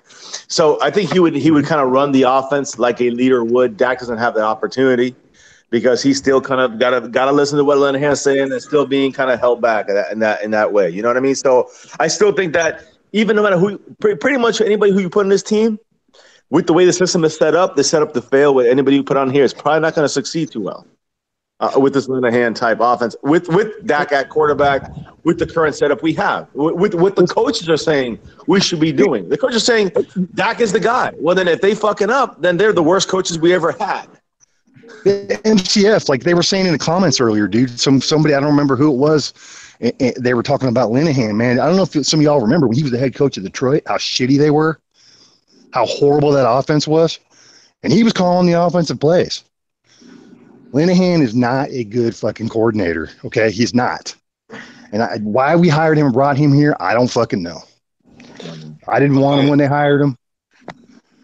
Let me ask you a question, my Cowboys family. So do you think that if a veteran quarterback was here, that he would just do what Romo did and be an on-field coach and be like, man, I ain't thinking about Linehan saying, I'm going to do this. Do you think Linehan only treats that like that because he's still younger? I think that if you have a true, veteran quarterback, that let's say you were even bringing like a Stafford or a Phillip Rivers or something like that, you bring someone like that in there. Yes, I do think that they take over. Of course, Stafford would be the ultimate match for him. That's who he was coaching there in Detroit. But what I'm trying to say is I do agree. I think that they would go on the field and they would kind of switch a couple things here and there. What their reads would be, it's different because they are already established quarterbacks. Dak is still a kid to Linehan, so right. He still can't handle and I see Dak as somebody who is able to handle, the complexities of the quarterback position. He's done it on his own. When you see him out there just like kind of running, rolling around, and look, he led us back against Green Bay in the playoffs. I don't want to go back and say, oh, look at that, but I mean, we've used that game before in other to make other points. And I'm saying that's a game he brought us back as a rookie. Without really, Linehan, it was already figured out. So my point is that to me, I think Dak is, it has to be used the way we used him against the Giants. And if he gets 170 yards, I don't care because we had a W, and that's what matters. But I don't know. I just don't. I don't have confidence in that ever really being consistently happening ever again with this coaching staff. Well, MCF, you said it best, dude. It boils down to confidence. And I don't believe anybody in this, whether they're informed or not informed. Nobody in this, I can't say nobody. I'm sure there's people out there, but in this fan base, it doesn't seem like there's a whole lot of confidence in him right now. And it could be that we're losing. I get that. Some people are fickle, and when you win, he's the greatest thing ever. He's Aaron Rodgers. And when we lose, he's fucking, I don't know, pick a, Bobby Brister or somebody. Bobby Brister, shitty quarterback. You know what the confidence is at? I just did the numbers. And I was talking about that, after that Kansas City Chiefs game, this offense went to shit. And I just did the average points since after that football game. The Dallas Cowboys scored 7, 9, 9, 6, 38, 30, 20, 12, 6. And then this year so far, 8, 20, 13. That's 12 games. The Dallas Cowboys averaged 15 points a game since that Kansas City Chiefs game. 15 points a game since that fucking game. And this NFL ain't going to cut it. Nope. Ain't gonna cut it. No, exactly. It's not. Go ahead, bro. No, I was just going to ask Dallas Cowboys Football News, what adjustments have the coaching staff made since this has been an obvious issue? What have they made to adjust justice? 15 points a game since that. Well, after the season, they went in and they got rid of all the assistant coaches, brought in new ones, promoted some guys within, and just went ahead and they drafted a wide receiver, they drafted a linebacker. They drafted. Most people say what's the problem. They cut Dez. They did all these things and had 12 games in the NFL after that Chiefs game, 15 points, and we can blame it on the adjustments on everything like that, but quarterback got to score more than 15 points average a game in 12 games. It's definitely on a lot of different things, but you can't tell me it's only on Dak. Okay. All right, you want to go there? Okay. I'll say 60% of it's on Dak, in my opinion. 60%. All right. Fair enough. MCF, man. MCF. I'm sorry. Go ahead, DJ. No, I just want to get game change opinion on the game, man. If he's still here. Oh, he gone. Go ahead, working class. Yeah, man. I was just going to comment, MCF, man. I got to go with DCFN on this one, bro. Because, dude, I don't care. Yes, it does fall on coaching, but that damn quarterback's the field general. He's the captain. If he doesn't know how to audible out of a shitty play and properly read a defense to make adjustments in his protection, I mean, that falls on the quarterback. The old coordinator can't go in there and do that for him. No, I agree. I agree with you. But here's my thing: is what if he's not allowed? What if he's only allowed to do certain things, or he's only, because that's what it seems he's limited. Then they need to get rid of Dak if they don't have confidence in him that he can run this offense on his own. And that's my point. But the coaches are 110 behind him, so that's my point. Is that's bad coaching. Okay, I get what you're saying, my Cowboys family. I see what you're saying. I understand. Yeah, I get you. I was just saying, I'm of the school of thought that the quarterback is really responsible for a lot of what happens on the field. Oh, for sure. So, I just don't know. I just don't know how much power he's given to change things. And when he does, it's robotic. So it's very telling. So let me ask you this. He's got an arm cut off when he's out there.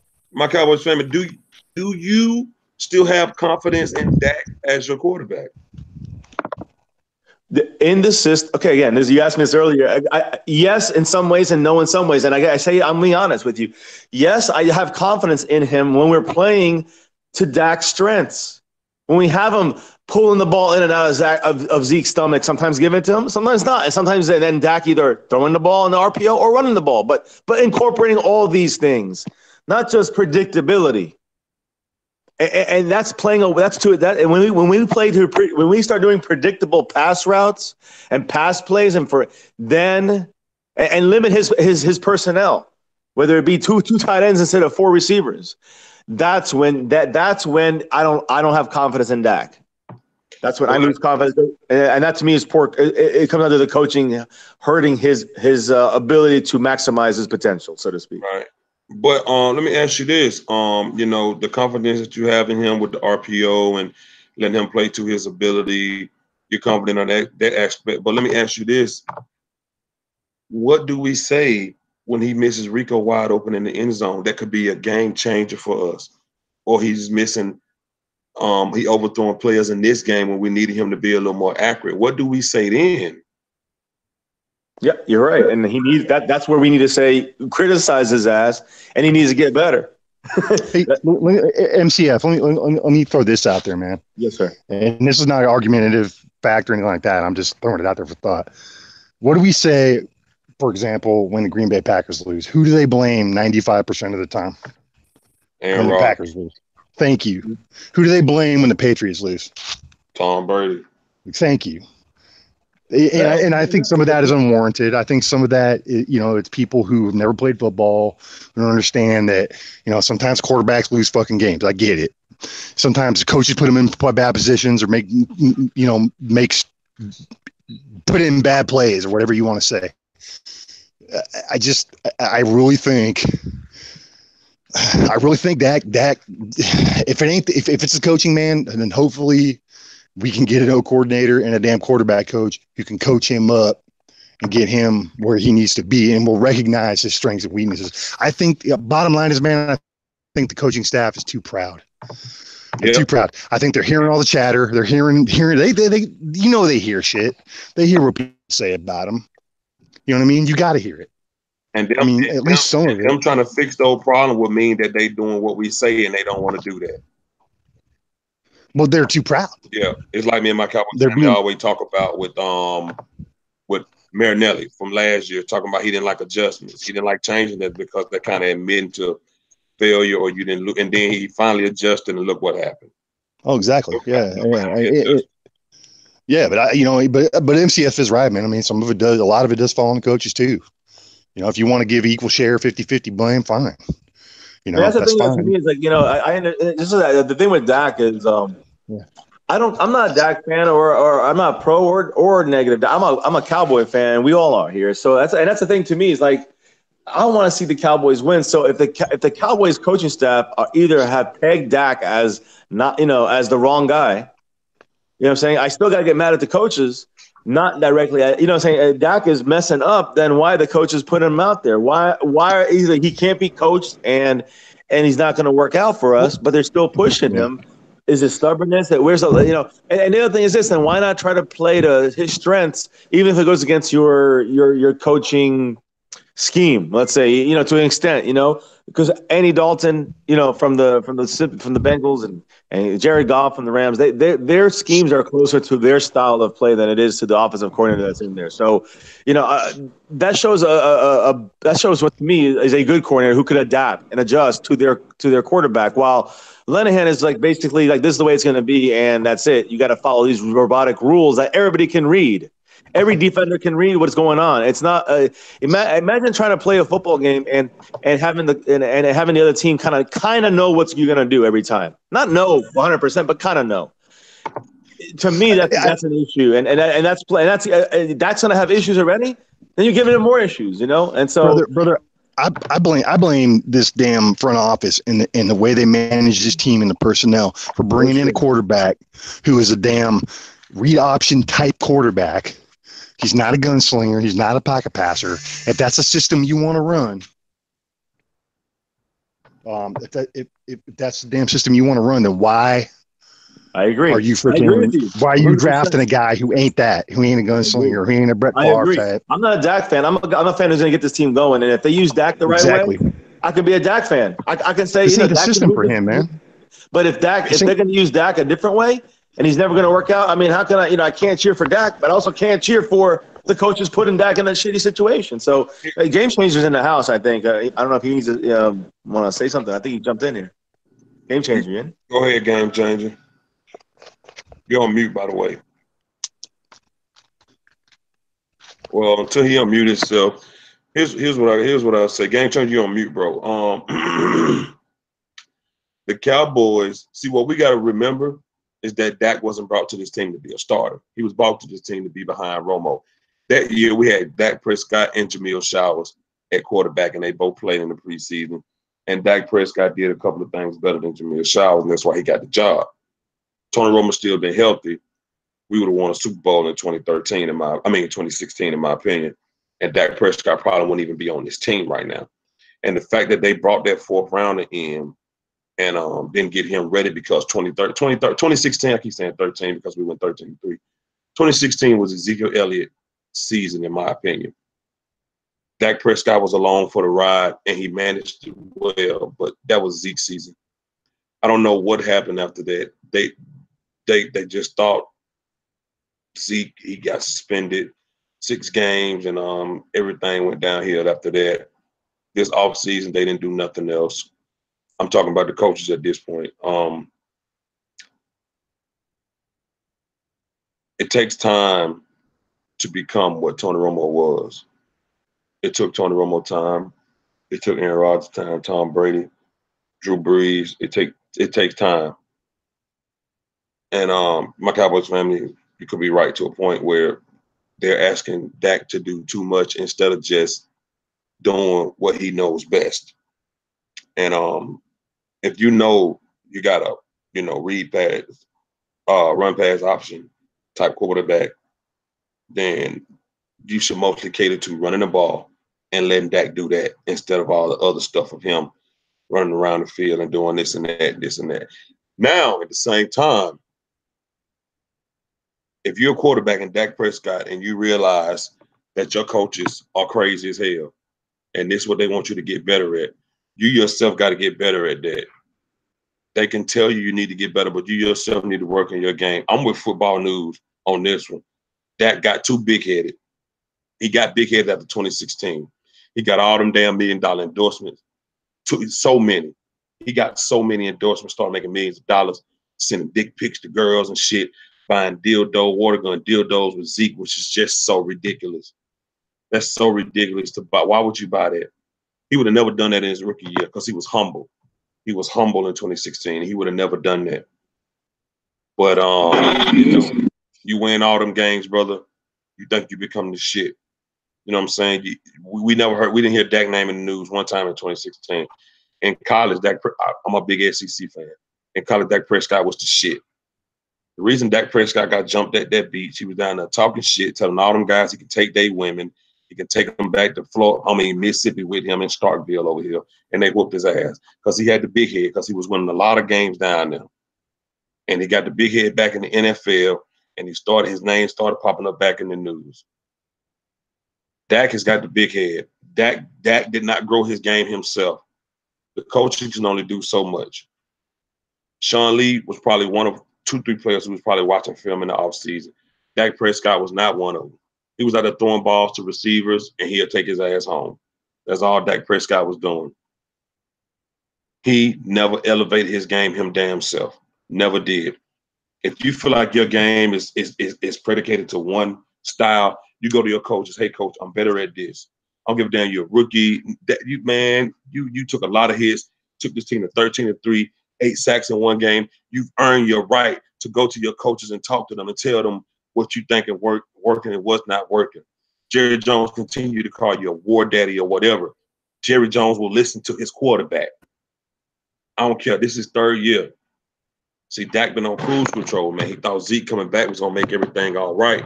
But see, now shit is in the fan because he realized he has to do more than he's cut out to do because he never really developed. Zeke pounded the ball in 2016. Last year when we lost Zeke, we lost the season because our quarterback wasn't ready to win a season for us. I don't know if our quarterback is ready to win another season for us. Our coaches didn't put our quarterback in the right position to win another season for us. That quarterback also did not put himself in a better position to win a season for us. Dak Prescott is still out there making rookie mistakes. The same, want to know some crazy? The same double coverage Dak threw in the night that got an interception. He threw in that same double coverage many times in training camp. Go look at Shango videos. Go look at David Hellman videos.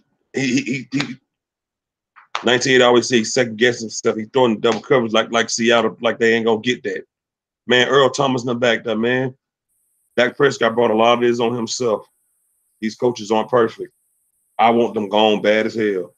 I want to hold like I've been like working class. You put in the chat about Jim Harbaugh. You can ask them. I wish I knew the round table when I said that's who I wanted. I've been wanting him. Been wanting him to come be the head coach. That's just what I wanted, man. Head coach Jim Harbaugh, man. I will take that in a heartbeat, man. Because our head coach and our offensive coordinator, they're not winning coaches, man. It's just that simple. Marinelli, if he who people say he was, he'd still be a head coach in Detroit. Simple as that. If Gary, who Jerry Jones swore he is, we'd have had a Super Bowl with Gary. You know, but Jerry don't care about winning, and that's gonna hurt Dak Prescott's career. They're gonna get that kid out of here. He didn't elevate his damn game. That's on him.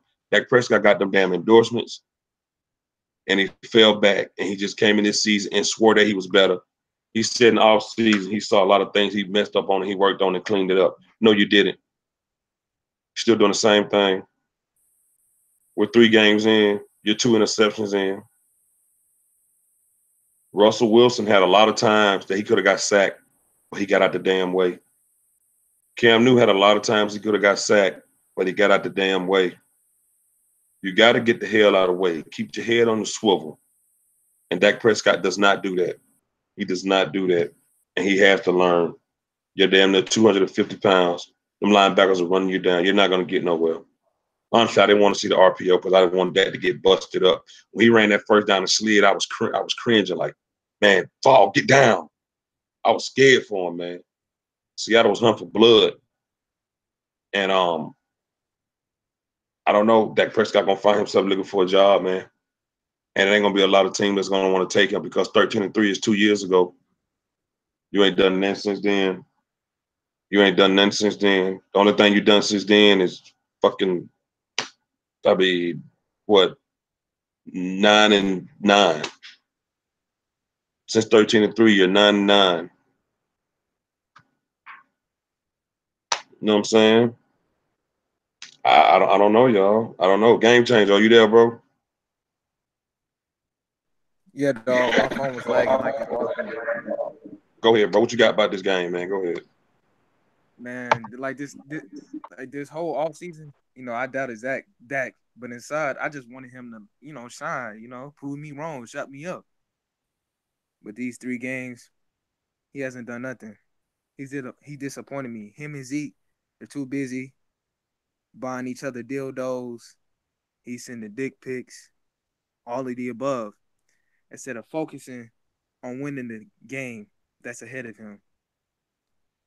You know, I watched a lot of quarterbacks today in these the other two games, and when I noticed between them and the Dak, they're not afraid. Dak plays so scary, it's so irritating. He doesn't it's like he doesn't know where to throw, where to go. It's like it's irritable. Like I seen Deshaun Watson play. I seen Patrick Mahomes play. I seen a lot of quarterbacks play, and they play with anticipation, awareness, knowledge. I'm not saying Dak IQ is terrible. I'm just saying his anticipation, his awareness is lackluster. It's behind. I don't know what the problem is today. Today was not on the coaching. Maybe one or two plays on the coaching, but today was not on coaching. Players' execution was terrible. Cheeto played terrible. Cheeto played terrible. Jalen Smith making terrible angles. We're not tackling. We're cutting in players. It's ridiculous. But the defense played their heart out. I can understand, with tackles, they played their heart out, man. These last 3 games, like, it's just been so irritating and I mean, I'm not saying the season's over. We're only 1-2. We got 13 games left, but I just don't see us winning anymore the way we're playing. I'm done. Yeah, I agree with you, bro. Before anybody else go, I just want to say, y'all,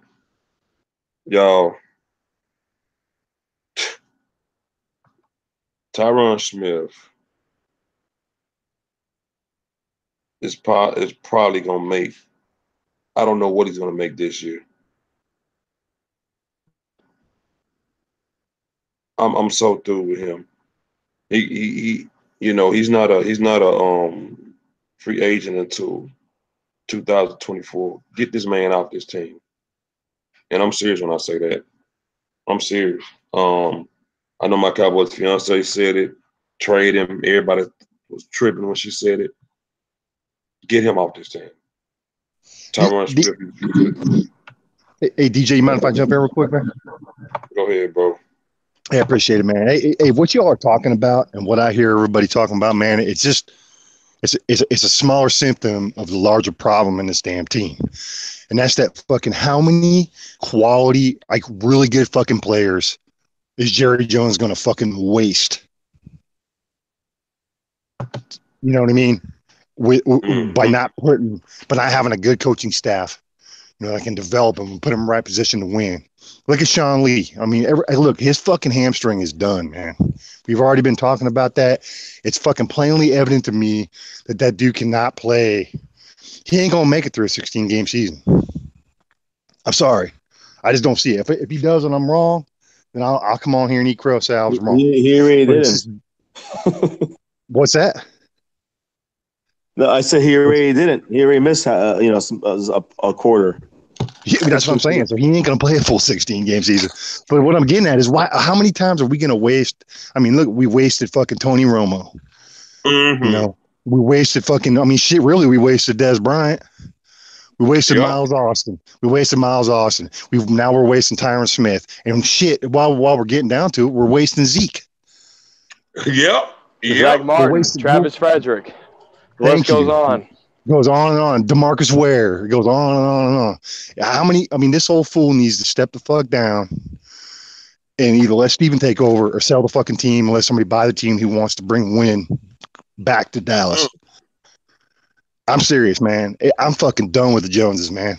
He's making too much money. He's making too much money. He's made $5 billion. It's not happening. He's keeping that team. He don't care if we're 0-16.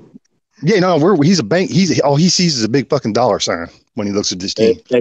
Exactly. And that's he sold his goddamn soul for money, and he's selling out his fucking city and his fan base around the world.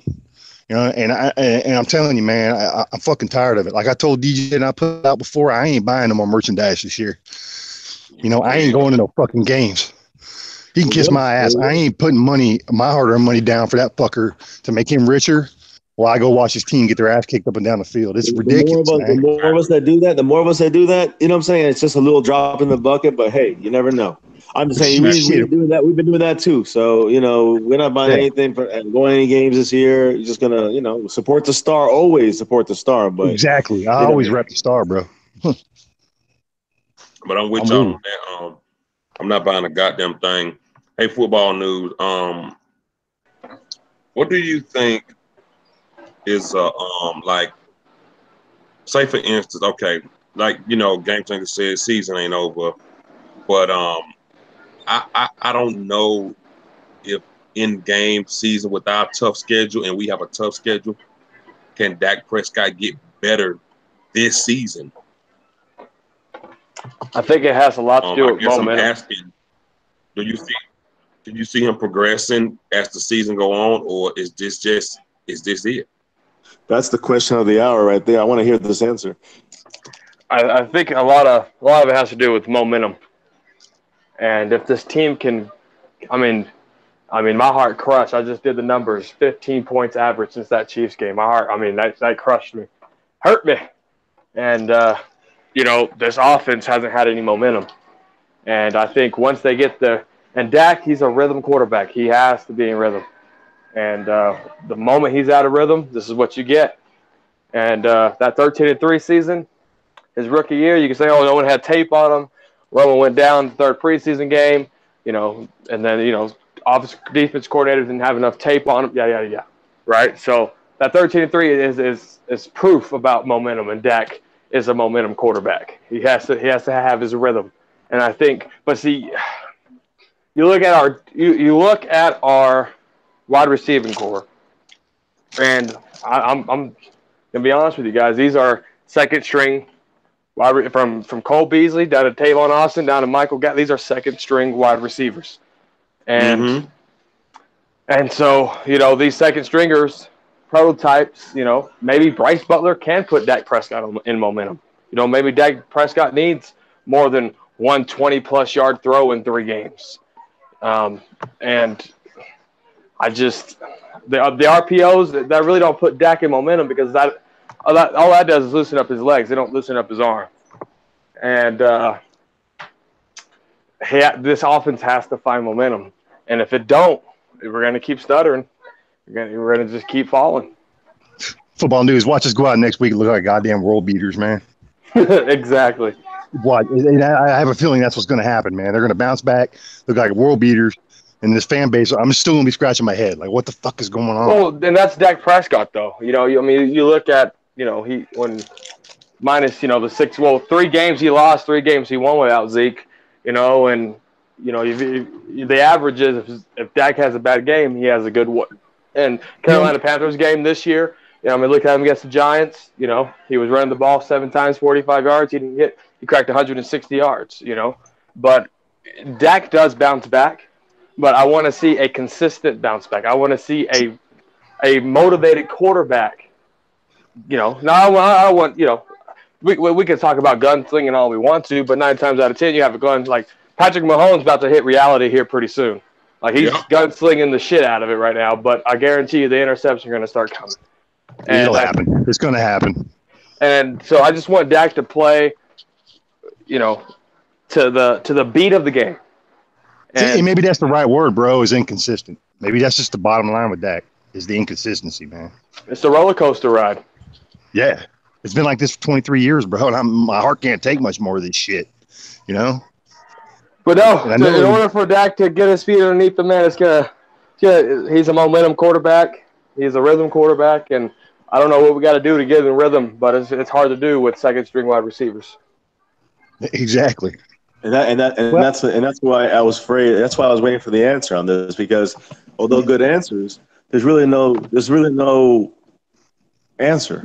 Well, if anybody knows anything about Linehan's system, he needs an X receiver to make it work. Right. But see, when we bring these receivers, and a lot of people say this is the guys that Dak wanted. That's untrue. These are the guys Scott Linehan wanted. And contradicting his own system. You know what I mean? Well, okay, and I'm saying so. That's why I say when I say that we look confused out there, the coaches look confused, and you said it yourself. This is where the issue is. That's why we don't know what we're doing out there. It looks confusing. Our quarterback. If the coaches look confused, what is the quarterback going to look like? I'm just trying to say. And especially if it's listen, if you have Aaron Rodgers, he's not going to look confused because Aaron Rodgers is going to know more than Scott Linehan. You have Tony Romo in there. He's going to know more about the system he's got in there than Scott Linehan. Because Scott, you know what I'm saying? But Dak Prescott's in his third year, and he's been trained by only one person in the NFL, and that's Scott Linehan. So it's a whole different dynamic, you know. And again, I think that the way of saving the season is that, unfortunately, I know you guys want to hear this. This is what's going to suck, but for this season, we're talking about this year, right? If we cut him next year, we trade him, whatever. That's a different. For this year, to get the most out of Dak Prescott, we're going to have to use him in those RPO run/pass situations for Dak. Like sometimes you run it to Zeke, sometimes you keep it and Dak runs it, sometimes Dak throws it. You got to keep those handy. You got to run those 10 times a game, and maybe Dak runs 4 or 5 times out of those times. I'm just saying you got to keep those a fluid movement, and you got to do it. And again, that's you want to get the most out of this team. That's the way you want them to sit in the pocket, try to develop some more. These coaches cannot do it. Kellen Moore is not going to do it, and Dak's going to throw his 2 interceptions weren't even his fault this game. And he should have had 2 other ones in the previous games. These 2 weren't his fault. There was nobody to throw to.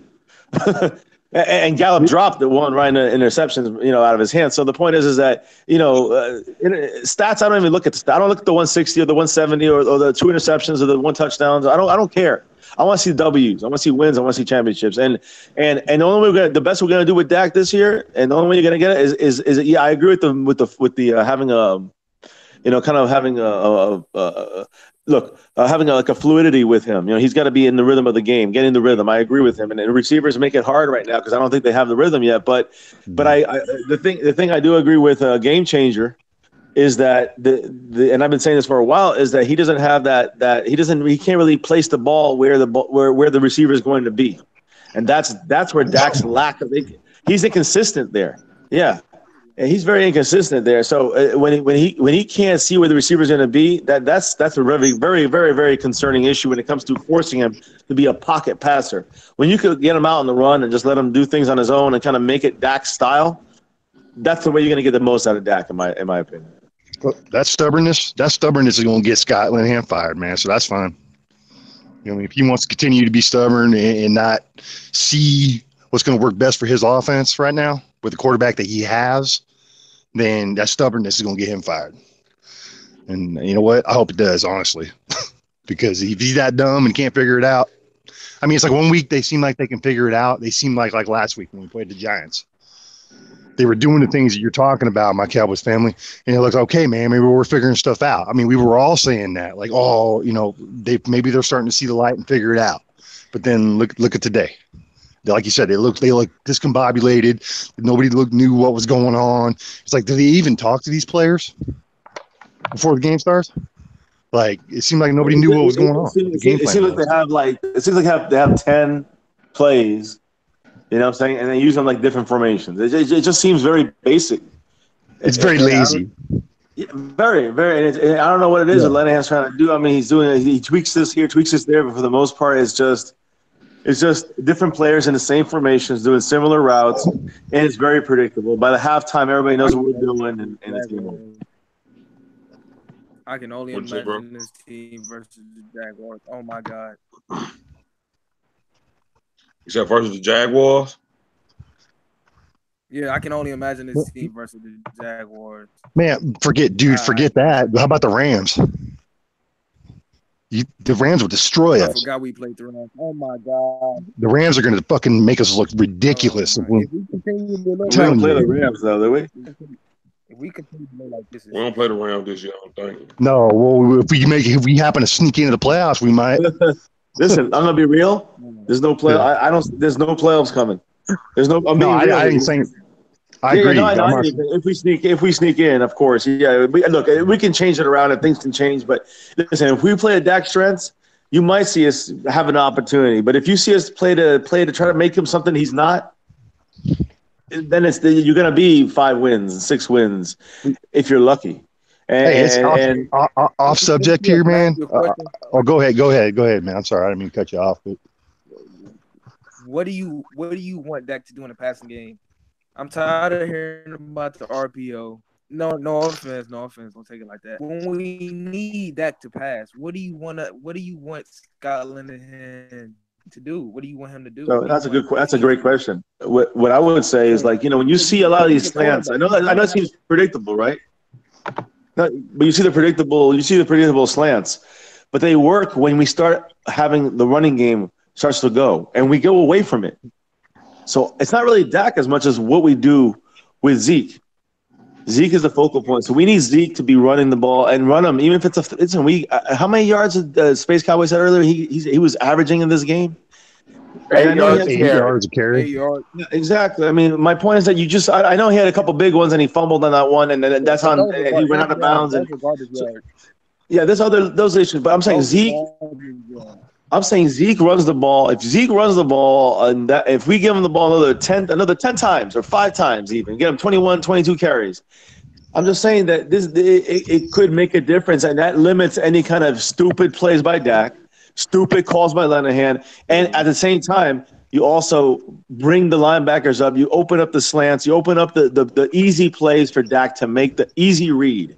You simplify it. But That's what I would say. But if it's simplified, would it be simplified for the defense to read, though? Now when they have to cover Zeke as well, you see, and sometimes they have to cover the RPO run with Dak. I mean, you have to incorporate these things and mix it up creatively. If you just if you're just predictable and you run your routes into coverage, then what are you doing? What kind of chance are you giving Dak?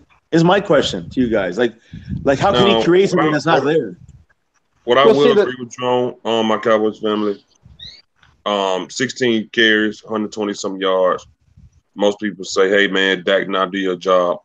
Maybe 20 carries would have put Zeke at 160 yards. And it probably would have helped us out. I don't care about the yards. The yards don't matter to me. Like, I just want to see him get 22, 23 carries, Because to me, that changes things. Yeah, I'm sorry. Go ahead. I'm saying if 16 carries, he cracked 120, then I'm agreeing with you. Maybe your 20 or 22 carries, he'd have cracked way more. And it probably would have put us in a better position. And the fact that they didn't, and they went to throwing a lot. It kind of like I told you in your chat earlier. I told you I would accept 3 and outs if Zeke ran all 3 of them. I would be happy with it. I would be okay with it. But guys, those extra carries are going to keep the ball out of the other offense's hands. He's going to eat more time off the clock. I totally agree with MTF. That's my point. That's my point too. See, it's not just the yards. And it also brings up your linebackers. It brings up the linebackers to come play the Zeke. Now they expect Zeke to here comes Zeke again, and then you hit him with a slant. You hit him with a deep post or something, or a mid-range post, something where you catch him in between, Guys, it's like we got this hammer in the backfield that we don't want to use. Like Scott Linehan's afraid to unleash Zeke. I just don't understand it. And we weren't like we were getting killed against Carolina when Zeke got 15 carries. We were 8 points back most of the game. You know what I mean? What the fuck? It makes no sense. That's why Linehan's got to go, man. That's why he's got to go. He doesn't want to run the ball. I got a question for all y'all. I have a question. Has Rod Smith had any carry in all of these games? No. In the first game, he had 2 carries. 2 carries? Yeah. Bro, a couple carries. That's it. Yeah. And his first carry in the first game was Zeke couldn't get shit. Rod carried it for 9 yards on his first carry in the first game. The dude's a game changer, man. The dude's a playmaker. He's always been a playmaker, and they won't play him. And they didn't even put 40. They put 45 in the one time. They used him to block today. Fuck. That's why I don't understand when people sit there and try to say that it ain't the coaches. That's what I'm saying. I was gonna say, how is that Dak's fault? You know what I'm saying? That's all coaching. I know when Dak overthrows it. I know when he underthrows it. I mean, he throws it behind. That is Dak, and I'm sitting there yelling at the screen because Dak needs to make those easy plays. But when Zeke drops it, when Gallup drops it and causes an interception, when Blake Jarwin is put out there as the personnel by Linehan, Seattle's got to be the luckiest. Gallup, I don't know what's wrong with Gallup. I don't know what's wrong with him.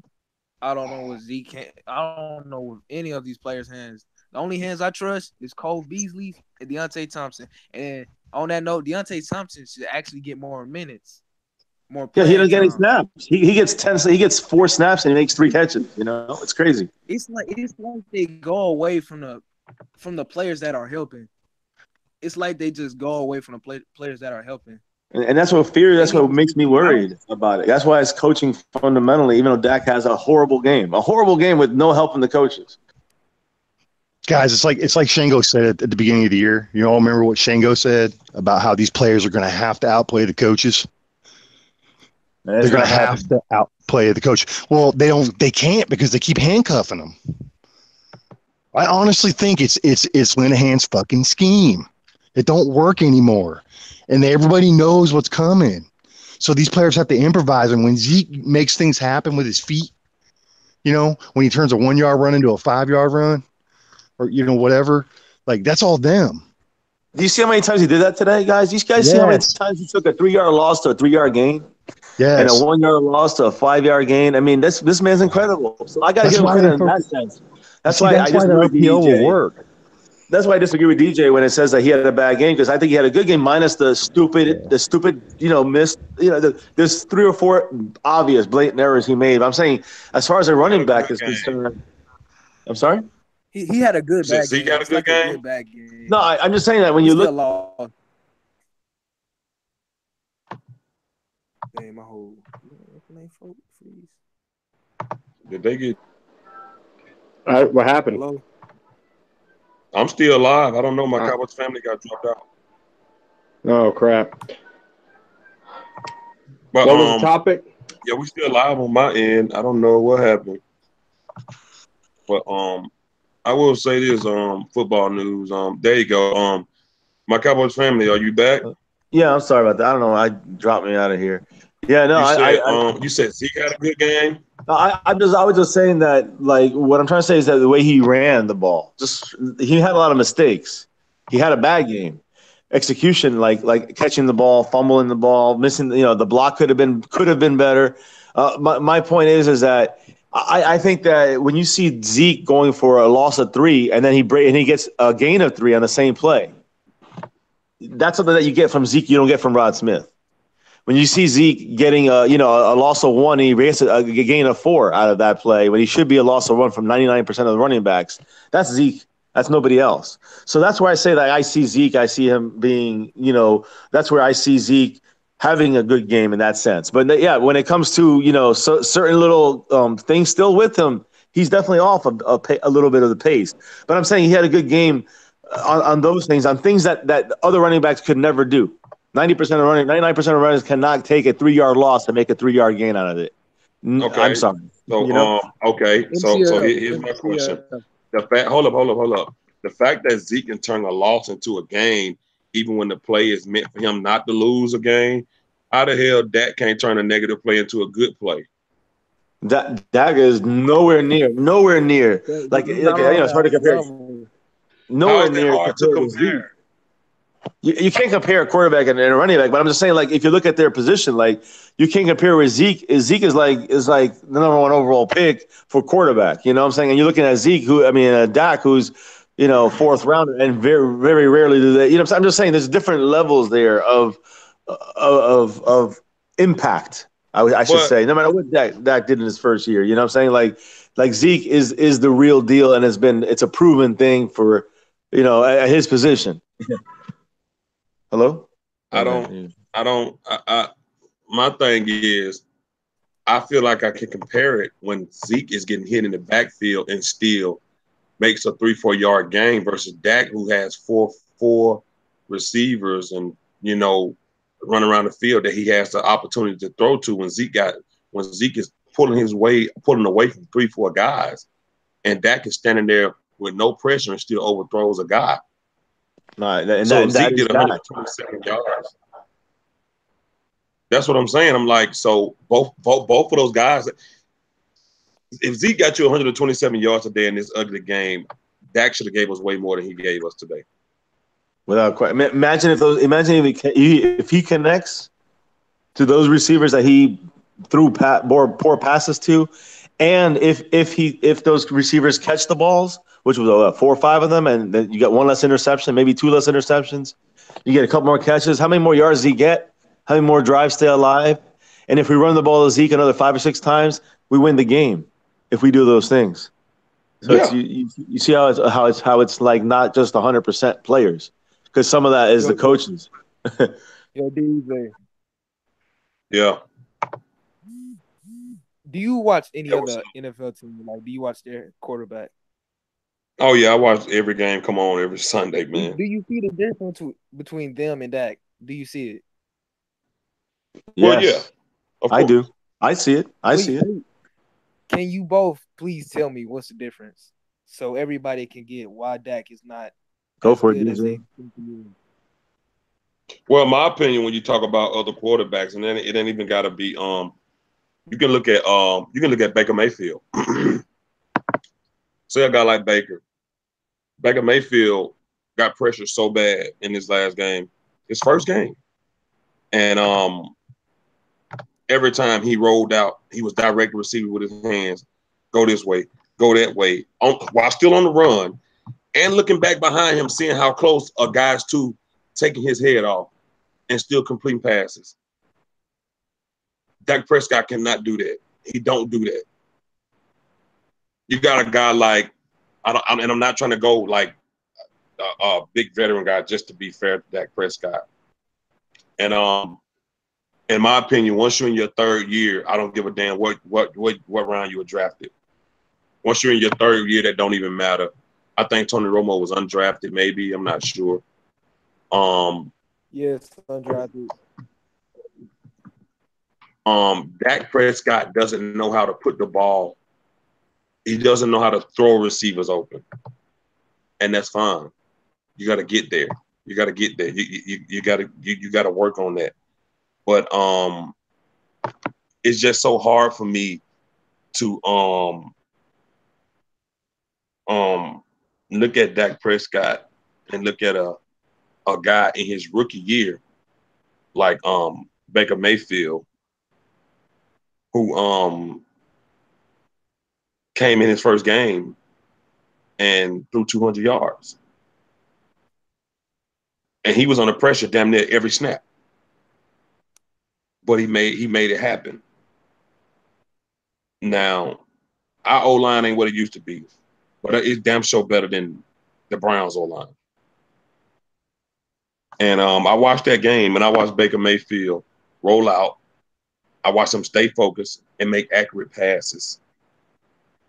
You know, I don't know what at this point what can be done, but Baker came in his first game and he was 17 or 23.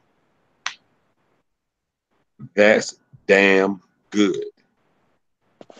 Hey, now, let's not forget Dak Prescott won Rookie of the Year.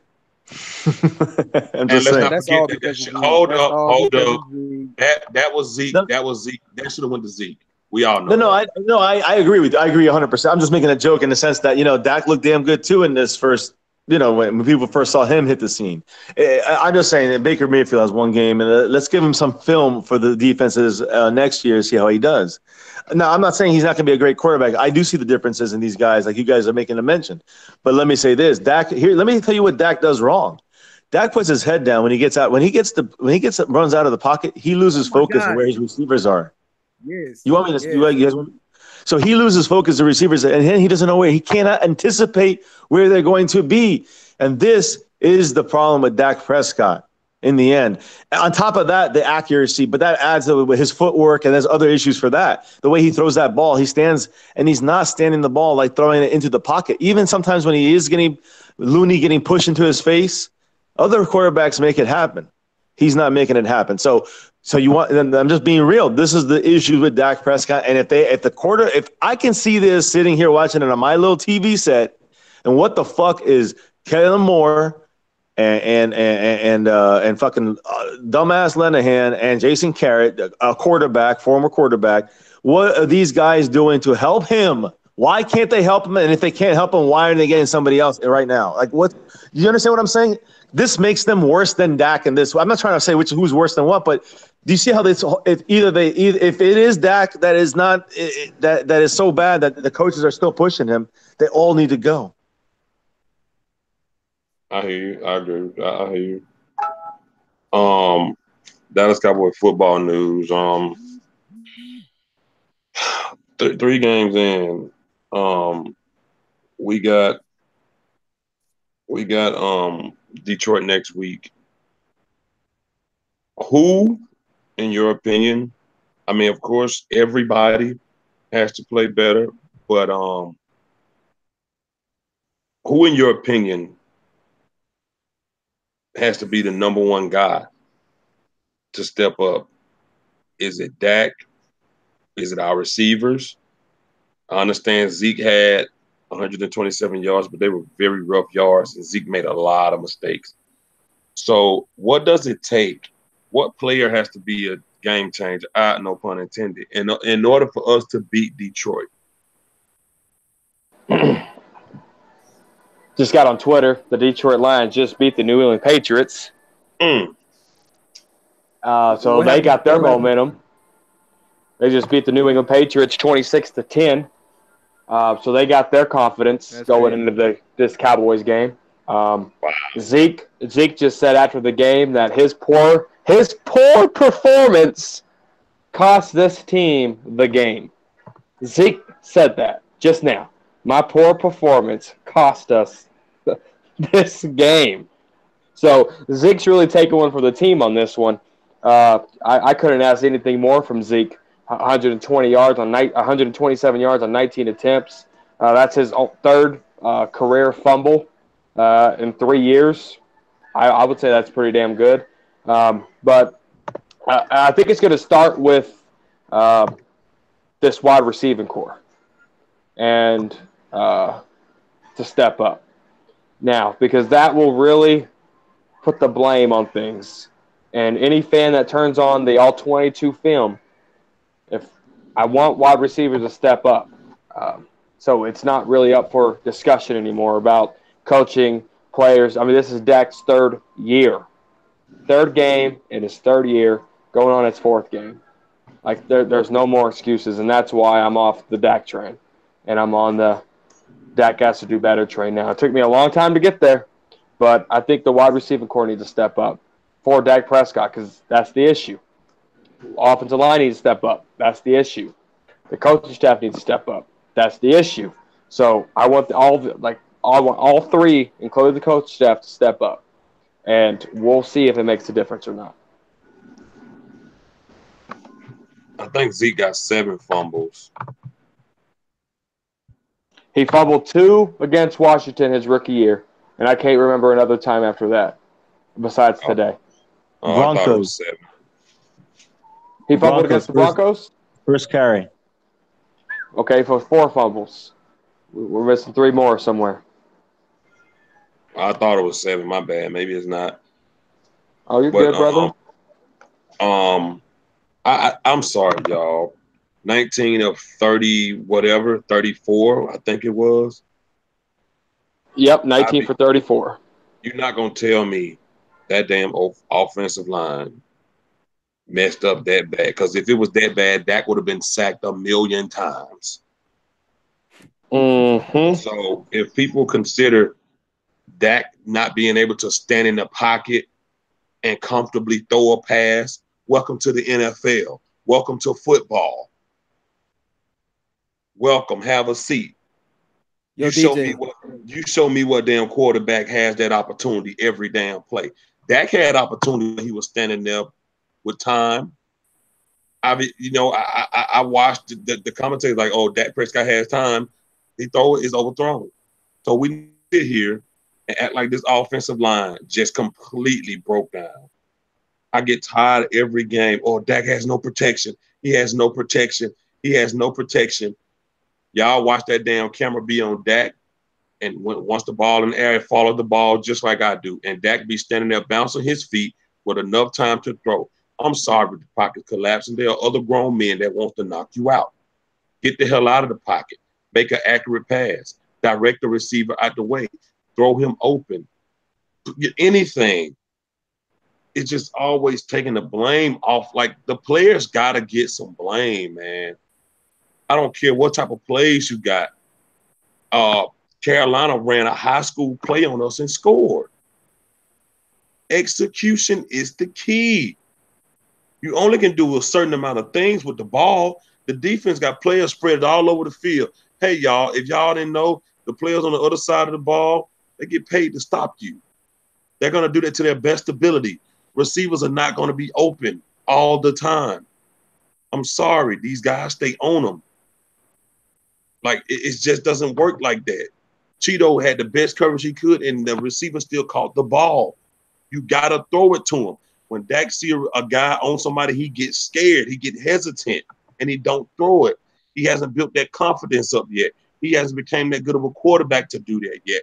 And that's his fault and the coach's fault for not getting him ready for that. And it's going to be their fault and partially his fault when his ass is not a Dallas Cowboy next year. Dak Prescott is not going to make that big paycheck that he think he's going to make next year. I don't care. He got the big head. He got them endorsement, and he started thinking he was the shit. And he was I'm tired of Sean Lee with his injuries. I'm tired of Lyle Collins over there at right tackle. And he going to have the nerve to put on Instagram before the season started. Right side. Let me get your ass back over there beside Tyron Smith at left guard, boy, and go do your job. Because right tackle is not working for you. It's not working for you, man. It's just not. I'm sorry, y'all, but I tell you what, I ain't trying to say nothing bad, but I ain't trying to say we need to put Cooper Rush in. But I bet you Cooper Rush wanted to miss Rico in that end zone last week. I bet you that. Yo, DJ, can I ask you a question, bro? Go ahead. Do you think we look worse playing with Mike White or Cooper Rush? From preseason to now, I mean, they didn't get to play with the first offensive line. I want to know what they look like with the first offensive line. You seen the preseason? They had no time. I don't know, man. I don't know. I made that comment earlier, and I had words put in my mouth that we're taking the season. I said to bench Dak for one game and let reality slap him in the face, and somebody took that as we're taking the season now. I don't know, man. I just know it's really helping Dak realize you're not on a pedestal no more. It's time to win. Haven't won, you know what I'm saying? And I'm really tired of it. I'm tired of people talking about my team not winning playoff games, not being relevant. It's irritable. I just want to see this team win. But these players act like they don't want to win.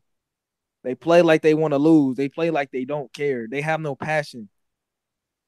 No, because they were smiling, and I just never understood if you beat me, you're not getting my fucking jersey after the game. I'm not taking no picture with you. I'm not smiling and shaking your hand and hashtagging my picture.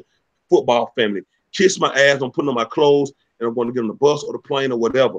I'm not shaking your hand. I'm not dapping you up. I hate when they do that shit after the game, swapping jerseys and smiling and shit. You're not getting my jersey, man. I don't give a damn. I don't like that shit. Jerry Jones made some interesting comments after the game. I'm thinking Scott. He said, speaking of Scott Linehan, there's not a vote of confidence. There's no lacking confidence. We're not clicking on all cylinders, and I know we're capable of doing that. So he didn't even give Scott Linehan a vote of confidence. So I don't know. Scott Linehan could be the scapegoat, man. I think he got fired before the bye week. Did Jerry really say that? Yes, he did. I would not call him. I saw that too. I would not call him a scapegoat. I call him one of the major issues. Wait, so he said Scott Linehan is what now? He gives Scott Linehan no vote of confidence. You know, Jerry Jones is a big vote of confidence guy. He gave Linehan no vote of confidence, no lacking confidence. He knows this offense is capable of clicking on all cylinders, but it's not. And he left it at that. I mean, he can't control receivers dropping passes and quarterbacks, missing throws. I blamed him for the longest, but some of the plays were on him. I seen 2 or 3 plays, terrible, but somewhere the players just have to do their job, and their job is to execute. And I barely seen any execution today. We were It one of was just 6 on third down. What is that? What is that? and another thing I realized, a second-year quarterback has thrown 13 touchdowns, and Dak has only thrown 0. Y'all, I went crazy when they got rid of Dez Bryant because I knew the Cowboys wasn't going to spend the money or didn't have the money to go get who they needed. And they were just going to fill up a bunch of bullshit goddamn receivers out there. Y'all, our receiving core is so poor. It is so damn poor, y'all. We ain't get, dog, it's just a bunch of numbers out there. It's just a bunch of numbers, y'all. It's terrible. Earl Thomas really bowed to us today. Like, oh, y'all don't think I'm worth the first round? I got something for you. I want 2 of them things. 2 of them. And he got them, y'all. This receiver core is just not it. It's just not. I heard we were too busy saying you ready for the trade. You ready for the trade tomorrow? About a trade tomorrow instead of trying to win a game. That's just sad.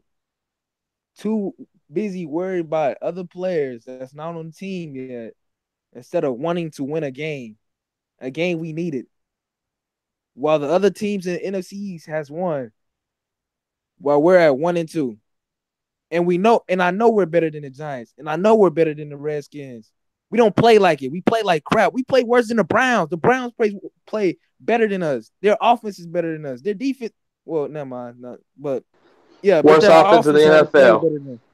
Worst offense in the NFL. Shit, till they put Baker Mayfield in there, we gonna see it's gonna change up. And they got a first round draft pick, cornerback in Ward. I like Ward too. Ward was fire in college, but y'all, Jerry Jones is so quick to, and I hope they are stopping this shit. They are so quick to throw out money and just lock players in, and y'all, Tyron Smith making too much. Tyron Smith is making way too much damn money for him. I mean, I don't even know what to say no more. The Tyrone Crawford, that penalty, I don't know what the NFL has turned into, y'all. I don't know. Tyrone Crawford, I mean, perfect damn sack or whatever. And I don't know. I don't know, man. I don't know what they're doing. Like, everybody's so, and y'all know what? I'm giving Dak all this crap. Jalen Smith, I'm off the Jalen train. You got to really show me something. That hit the Eli last week. So what? It was an open space. I could have did that. They probably had to pick me up off the ground after that. But you got to remember, though, now, Tyron Smith, before the missed sack on Russell Wilson with Jalen Smith, Tyron Crawford got a horrible roughing the passer call. Like, that's technique football right there. So I just said that. Do you think Jalen Smith's confidence was shook on that sack because he don't know how to hit a quarterback now? No, because Jalen Smith ain't showed me nothing in the first 2 games. All he do is miss tackles. He was all on the ground today. He ain't showed me nothing. To me, I don't think it's missed tackles. I think it's his angles. His angles are terrible. Yeah. That's what I know. Like, the angles he take are very terrible. They are. Not so just his tackling. He tackles well. It's just his ankles. Yeah, I agree. Well, like, it's hard to explain. Just like he shoots the gap. You see him in the backfield. He just take terrible angles. Then the running back hits him with a stiff arm, and it's bad from there. But I noticed this game we didn't do as much stunts as we did versus the Giants O-line. What's the difference between the Seahawks and the Giants O-line? The Seahawks may have a worse O-line. And I looked at the tape, and they struggle versus stunts. We went away from the blitz, and we just did 101s, and still got ate up by Tyler Lockett. Yep. So I don't know what Chris Richard was doing this game, but he disappointed me. Yeah, Chris Richard really did. I mean, I thought the one game that he might want payback on, hell, it seemed like he did soft coverage to help them win. I told y'all we got to check since he's still in their damn payroll. Hell. Well, you got to think, though, at the same time, though, the Dallas Cowboy defense was on the field for 32 and a half minutes. That's a long time. That's so crazy. God, that's ridiculous. That's a long I don't time. I know. mean, we talk about bend don't break defense, but 32 and a half minutes against, that offense being 44% on third down, hell, I bet it's pretty damn exhausting. Yeah, I agree. Man, anybody else got something to say before I close? I've been here 2 hours. Oh man, just down and out. There's loss and what's it looking like in the future, man. But thank you for letting me jump on here, man. Just chat with you guys. It's an honor, as Appreciate always. you, And, man. Appreciate you, bro, doing that hopefully, long show and still coming on here, man. man, it's Cowboys for life, man. 24/7. What are you gonna do? Down but not out. Yeah. And hoping, but that foundational issue stays in my mind, and that's my biggest fear. Just no matter who you're back there with right now, with the way that we're running things, I just don't feel very good about the whole situation. But hey, next week the Lions, at least they got their win, and maybe they don't play as hungry. So I guess that's what we got to hope on right now for our Cowboys. Every single little itty bitty piece of advantage right at this point. Man, much love, guys. I got to run out of here. Play a Madden game, and I'll be chilling. I'll be probably doing some Madden stuff tonight just to fuck around. Much love, Yeah. guys. Thank you. And Thank you. forever. Go Cowboys, baby. All right, peace, man. Game changer, bro. What you got to say before you get out of here, man? I don't know. I really don't know. I don't know what to say. I don't. This. Yeah. Right. This team. It's just sad. That's all I have to say. Sad. Yeah. I know, man. I already know. My brother, Dallas Cowboys football news, bro. You did a complete. I mean, man, I didn't expect you to go the way you went today with the whole Dak thing. I'm not gonna lie, you threw me for a loop. So what you got to say, man? Man, today was bad when we had our post roundtable live show. I turned around, did an hour show on Facebook with on Dallas Cowboys scouting, and then we just did a 2-hour show here. So I done talked 4 hours of football after this loss. So it's bad if I did 4 hours of talking about these Dallas Cowboys. But no, and to answer your question, it's I never thought I'd see the day. Me and Game Changer had arguments about Dak Prescott, and it just took me a while to realize, what the hell y'all were seeing. Because I thought, Dak's gonna be fine. I was drinking the Kool-Aid of 13-3 record, but ever since that Chiefs game, and I just did those numbers, man, it tore me apart. 15 points a game since then. I mean, that's not going to cut in this National Football League. And like Dallas Cowboy fan 1980 said, bless this defense's heart. They're playing their heart out. It's almost like a marriage. It takes two in a marriage to work, and if this offense can't hold their end of the bargain, you're going to have shitty play on the defense, and you are going to give up 24 points. We need a balance on both sides of the football, and Dak Prescott got to figure out a way to balance it. And I don't think they'll bench Dak Prescott. They really believe in Dak Prescott. He replaced one of Dallas Cowboys greats, Tony Romo, even though he didn't win a Super Bowl ring. So they're really devoted to him. I just wish, right now my confidence in Dak is gone.